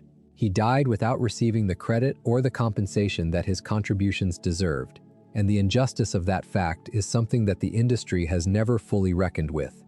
Kirby was the engine of the Marvel Universe. His visual imagination was the spark that ignited everything. Without Kirby's drawings, Lee's words would have had nothing to describe. Without Kirby's design sense, the Marvel Universe would have had no identity. Without Kirby's relentless, almost inhuman productivity, the universe would not have been built fast enough to achieve critical mass before the market could reject it. Kirby did not just co-create characters. He co-created a world, and the world outlived him, as worlds do, carrying his legacy forward into contexts he could never have imagined. Steve Ditko died on June 29, 2018, at the age of 90. He was found in his Manhattan apartment, and the circumstances of his death reflected the solitary nature of his later years. Ditko had become increasingly reclusive, refusing interviews, refusing to discuss his past work, refusing to participate in the celebrations and conventions that the comic book industry used to honor its creators. He had his reasons, rooted in a philosophical worldview influenced by the objectivist philosophy of Ayn Rand, that led him to reject the idea that a creator should seek approval or validation from others. The work spoke for itself, or it did not. The audience understood it, or they did not. Ditko would not explain. He would not promote. He would not reminisce. But the work remains. The weird, angular, anxious energy of Ditko's Spider-Man. The hallucinatory landscapes of his Doctor Strange. The visual vocabulary of anxiety and alienation that he brought to mainstream comics. Ditko drew the Marvel Universe as a place that was fundamentally unsettling, a place where power came with a cost, and where the line between heroism and obsession was disturbingly thin. His contribution to the Marvel Universe is written into the DNA of every character he touched, and the fact that he chose to walk away from those characters, to leave them behind and never look back, is itself a kind of statement about the relationship between creators and their creations, about the cost of building worlds for other people to own. The three men who built the Marvel Universe are gone, but the universe they built is not. It continues to grow, to change, to generate new stories and new characters and new arguments about what heroism means and what justice looks like and what it costs to do the right thing in a world that makes doing the right thing incredibly difficult. New creators arrive every year, bringing fresh perspectives, fresh voices, fresh ways of seeing these characters who have been seen by so many people for so many years. And the universe absorbs them, as it absorbs everything, folding new influences into a story that has been woven for nearly 9 decades and that shows no signs of unraveling. The Marvel Universe is not a product. It is not a brand. It is not an intellectual property portfolio, though it is all of those things in the eyes of the corporations that own it. It is a world, a living, breathing, contradictory, endlessly regenerating world that has been built by thousands of creators over the course of nearly 9 decades. It contains multitudes. It contains genius and exploitation, art and commerce, innovation and repetition, tragedy and triumph. It contains the best impulses of popular storytelling and the worst impulses of corporate ownership. It contains moments of genuine artistic brilliance and moments of cynical, market-driven mediocrity. And it contains, woven through all of it like a thread that cannot be pulled without unraveling the whole, the simple, radical, endlessly renewable idea that ordinary people can do extraordinary things, and that the choice to do them, the choice made every day, in every moment, against every reason not to, is the most powerful force in the universe. That idea started in a small office in New York City in 1939, when a man drew a man on fire, and another drew a prince of Atlantis rising from the deep. It grew through the war years, when a scrawny kid from Brooklyn punched Hitler and a nation cheered. It nearly died in the 1950s when the industry collapsed and the publisher limped along on monster comics and romance titles. It was reborn in 1961 when 4 people went into space and came back changed, and a bullpen of creators began building something they did not yet understand. It expanded through the 1960s and 1970s, absorbing new voices, new perspectives, new genres. It survived the crises of the 1990s, the speculation bubble, the bankruptcy, the loss of its most popular artists. It transformed in the 2000s, adapting to new media, new audiences, new ways of telling stories, and it stands today, in the 3rd decade of the 21st century, as the most successful, most expansive, and most enduring shared fictional universe ever created. But the numbers are not the point. The box office receipts are not the point. The market capitalization and the licensing revenue and the quarterly earnings reports are not the point. The point is Peter Parker, on a rooftop in Queens, tired and hurt and alone, deciding to put the mask back on. The point is Steve Rogers, in a room full of people who disagree with him, saying, "No, you move." The point is Aurora Monroe, who was worshipped as a goddess, choosing instead to be a teacher. The point is Ben Grimm, trapped in a body that is not his, finding a way to be kind. The point is the choice. It has always been the